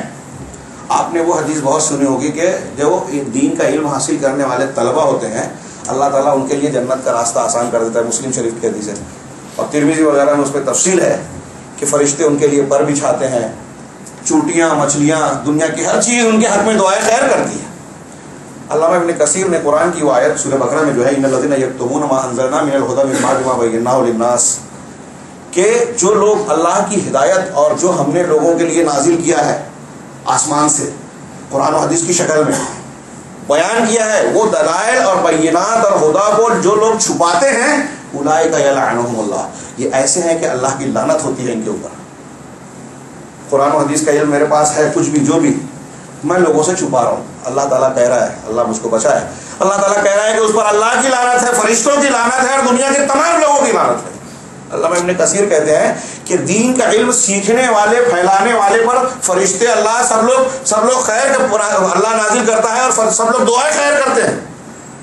اور اس کے بالمقابل جو اللہ نے شریعت نازل کی, شریعت کیوں نازل کی؟ لوگوں کی ہدایت کے لیے, لوگوں تک پہنچانے کے لیے. آپ اس کو چھپا رہے ہو, اللہ کے پروگرام کے مخالف چل رہے ہو, تو اللہ کی اور فرشتوں تمام لوگوں کی لعنت کے مستحق. لہذا وہ علماء جو قرآن و حدیث کو جانتے ہوئے قرآن و حدیث نہیں بتاتے اور یہ کہتے ہیں ہمارے علماء نے یہ لکھا ہے, فلاں کتاب میں یہ لکھا ہے, ہمارا مسلک یہ ہے, ہمارا فلاں ہے, اگر یہ علمی امانت ادا کرنے لگے تو بتائیے آج جو عوام میں بہت سارا خلجان ہے, لوگ کہتے ہیں کہ یہ عالم, یہ بھی تو عالم ہے, وہ بھی تو عالم ہے, یہ مسلکی اختلاف اتنا کیوں ہے, ایسا کیوں ہے. بہت سے لوگ اس کی وجہ سے شریعت کے بارے میں غلط فہمی کا شکار ہوتے ہیں کہ دین میں تو بڑا اختلاف ہے, مسئلہ حل نہیں ہوتا. مسئلہ حل ہوتا ہے. اصل میں لوگوں میں علمی دیانت اور امانت ختم ہو گئی. ہمارے یہاں ہندوستان میں پرانے جو بڑے بڑے علماء تھے, احناف کے ملا عبدالحی, مولانا عبدالحی صاحب, مولانا قاسم نانوتوی اور بڑے بڑے علماء دیوبند, یہ لوگ اپنی کتابوں میں مختلف مقامات پر جب اختلافی مسائل پر گفتگو کرتے تو یہ بیان کرتے کہ ہمارا مسئلہ یہ ہے, لیکن حدیثوں سے یہ بھی ثابت ہے, رفع الیدین ثابت ہے, ایک مجلس کی 3 طلاق جو ہے وہ حدیث ہے, ایک مجلس کی طلاق 1 ہوتی ہے, حدیث سے ثابت ہے. تراویح 8 ہی رکعتیں صحیح ہے, یہ 20 والی ضعیف ہے. یہ کون کہہ رہا ہے؟ آپ کو ہر مسئلے میں اس طرح کا علماء احناف کے بیان ملیں گے پرانے. کیوں؟ حنفی ہوتے ہوئے, حنفی مسلک پر عمل کرتے ہوئے وہ یہ بیان کیوں دیتے تھے؟ اللہ کے خوف سے. علمی امانت کا یہ خیال موجود تھا. آج ایسا دور آ رہا ہے کہ اب یہ امانت داری ختم ہوتی جا رہی ہے, اب امانتیں ختم ہو رہی ہے. وہ حضرت حذیفہ بن یمان رضی اللہ تعالیٰ عنہ صحابیوں میں مشہور تھے, فتنوں کے بارے میں جاننے والے. ان کی ایک لمبی حدیث ہے بخاری شریف کی. وہ کہتے ہیں کہ ایک زمانہ ایسا آئے گا کہ آدمی ایمان والا ہوگا, سوئے گا تو اس کے دل پر ایک سیاہ داغ پڑے گا, جیسے کسی کو آگ لگ جاتی ہے کسی جلد پر, کھال پر, تو کیسے داغ آ جاتا ہے. پھر اس کے بعد دوبارہ سوئے گا تو مزید وہ گہرا ہو جائے گا, مزید اس کا زخم کالا ہو جائے گا, اس کے دل سے امانت نکل جائے گی. اور پھر ایسا ہوگا کہ لوگوں میں کوئی امانت دار ملے گا نہیں. اگر کہیں کسی قبیلے میں کوئی امانت دار ہے, قیامت کی ایک نشانی بتائی گئی, اور آج دیکھیے آج ہم ایسے دور میں جی رہے ہیں کہ نہیں. اگر کہیں کوئی امانت دار رہے گا تو کہیں کہ دیکھو فلاں قبیلے کا, فلاں گاؤں کا, فلاں محلے کا, فلاں خاندان کا آدمی بہت ایماندار ہے, بڑا امانت دار ہے. حضرت حذیفہ کہتے ہیں کہ میں ایک زمانہ تھا کہ کسی بھی مسلمان ہو یا غیر مسلم لین دین کرنے سے ڈرتا نہیں تھا کہ وہ مجھے دھوکہ نہیں دے گا. اگر مسلمان ہوتا ہے تو لینے دینے میں وہ گڑبڑی اس لیے نہیں کرے گا کہ وہ اللہ سے ڈرتا ہے, اس کے اندر امانت داری کا خیال ہے کہ اللہ کے پاس جواب دینا پڑے گا. اور اگر غیر مسلم ہے تو اسے اس بات کا ڈر ہے کہ حکومت مجھ کو پکڑے گی, دباؤ ڈالے گی کہ تم اس کا حق ہے ادا کر دو. تو وہ اس لیے یہودی عیسائی اور یہودی رہے گا, وہ بھی بے ایمانی نہیں کرتا تھا. لیکن اب ایسا ہو گیا ہے کہ یہودی, تو یہ حضرت حذیفہ اپنے زمانے میں کہہ رہے ہیں, آج کا دور دیکھتے تو کیا کہتے ہیں. وہ کہتے ہیں کہ اب ایسا ہے کہ کسی کو بھی مجھ کو دیکھنا, لینا دینا کرنا پڑتا ہے تو غور کرنا پڑتا ہے کس سے لوں, کہ مخصوص لوگوں سے میں لین دین کرتا ہوں. ایسی بددیانتی کا یہ دور آ گیا. اللہ تبارک و تعالیٰ نے امانت داری کا جو انتظام کیا ہے یا حکم دیا ہے, ایک قرض کی امانت ہے. ہم نے کسی سے قرض لیا, اس نے ہمارے وقت پر قرض دے کر ہم پر احسان کیا. اب جو مقررہ وقت ہے اس پر ہم ٹال مٹول کر رہے ہیں, آنکھیں چرا رہے ہیں. اگر آپ کو استطاعت نہیں ہے تو آپ روبرو ہو کر اس سے مزید مہلت لیجیے. اصول کا امانت داری کا تقاضا یہ ہے. اگر آپ ایسا نہیں کرتے اور اگر آپ دے سکتے ہو اور نہیں دے رہے ہو, ارے ابھی دیکھا جائے گا, ٹال مٹول کریں گے. رسول اللہ علیہ وسلم مثل الغنی ہے ظلم, قرض کے معاملے میں ادائیگی کے وقت ٹال مٹول کرنا، اگر آپ بے نیاز ہیں تو یہ ظلم ہے۔ یہ کتنی بڑی ذمہ داری ہے قرض کی ادائیگی، آپ اندازہ لگا سکتے ہیں۔ رسول اللہ صلی اللہ علیہ وسلم نے مقروض آدمی جب آتا تھا پوچھتے تھے قرض ہے، اگر آپ ادا کر سکتے تھے تو ادا کرتے تھے، اور اگر نہیں کر سکتے تھے تو کہتے تھے کہ آپ لوگ نماز جنازہ پڑھ لو، میں نہیں پڑھتا۔ کوئی مسلمان ذمہ داری اٹھاتا کہ ہاں میں اس کا قرض ادا کر دوں گا تو کہتا ٹھیک ہے، تب نماز پڑھیں گے۔ اللہ کے رسول صلی اللہ علیہ وسلم کی ایک حدیث میں ہے، صحیح حدیث ہے، میں حوالہ بھول رہا ہوں، غالباً مسلم شریف میں ہے کہ مقروض آدمی اگر مر جاتا ہے تو اس کی روح معلق رہتی ہے، اس کا فیصلہ رکا ہوا رہتا ہے جب تک قرض نہ ادا ہو جائے۔ کتنا اہم معاملہ ہے۔ اب یہ الگ بات ہے جو مستطیع ہے اس کو معاف کرنے کا، قرض دینے کا اجر و ثواب جو بیان کیا گیا ہے وہ اپنی جگہ، وہ کسی اور موقع سے اس کی تفصیل، لیکن قرض کی ادائیگی ایک امانت ہے۔ ہمارے ہاں آج کتنے مسلمانوں کا یہ معاملہ ہوتا ہے، قرض لے لیا، دینے کے وقت ٹال مٹول کیا، مدت گزر جانے کے بعد اس کو فراموش کر دیا۔ یہ کسی مسلمان کا طریقہ نہیں ہو سکتا۔ اسی طریقے سے آج ہمارے سماج اور معاشرے میں ایک بددیانتی کی انتہائی بڑی لعنت ہے، زنا، بدکاری، برائیاں عام ہوتی جا رہی ہیں، اور اس کے اسباب بھی ہیں، وہ بھی غلط استعمال ہے۔ موبائل کا ہمارے نوجوان کیسا استعمال کر رہے ہیں، یہ ٹیکنالوجی کو دین کے حاصل کرنے کے لیے، تبلیغ کے لیے، علم کے کچھ لوگ وہ بھی کر رہے ہیں الحمدللہ، جس کی وجہ سے دین پھیل رہا ہے، لیکن وہ پرسنٹیج بہت کم ہے۔ ہمارے نوجوانوں کا ایک بڑا طبقہ جدید ایجادات اور ترقیات اور مشینوں سے مروب ہے، اور اس کا وہ استعمال کرتا ہے جو اس کے دین کو، اخلاق کو، اس کی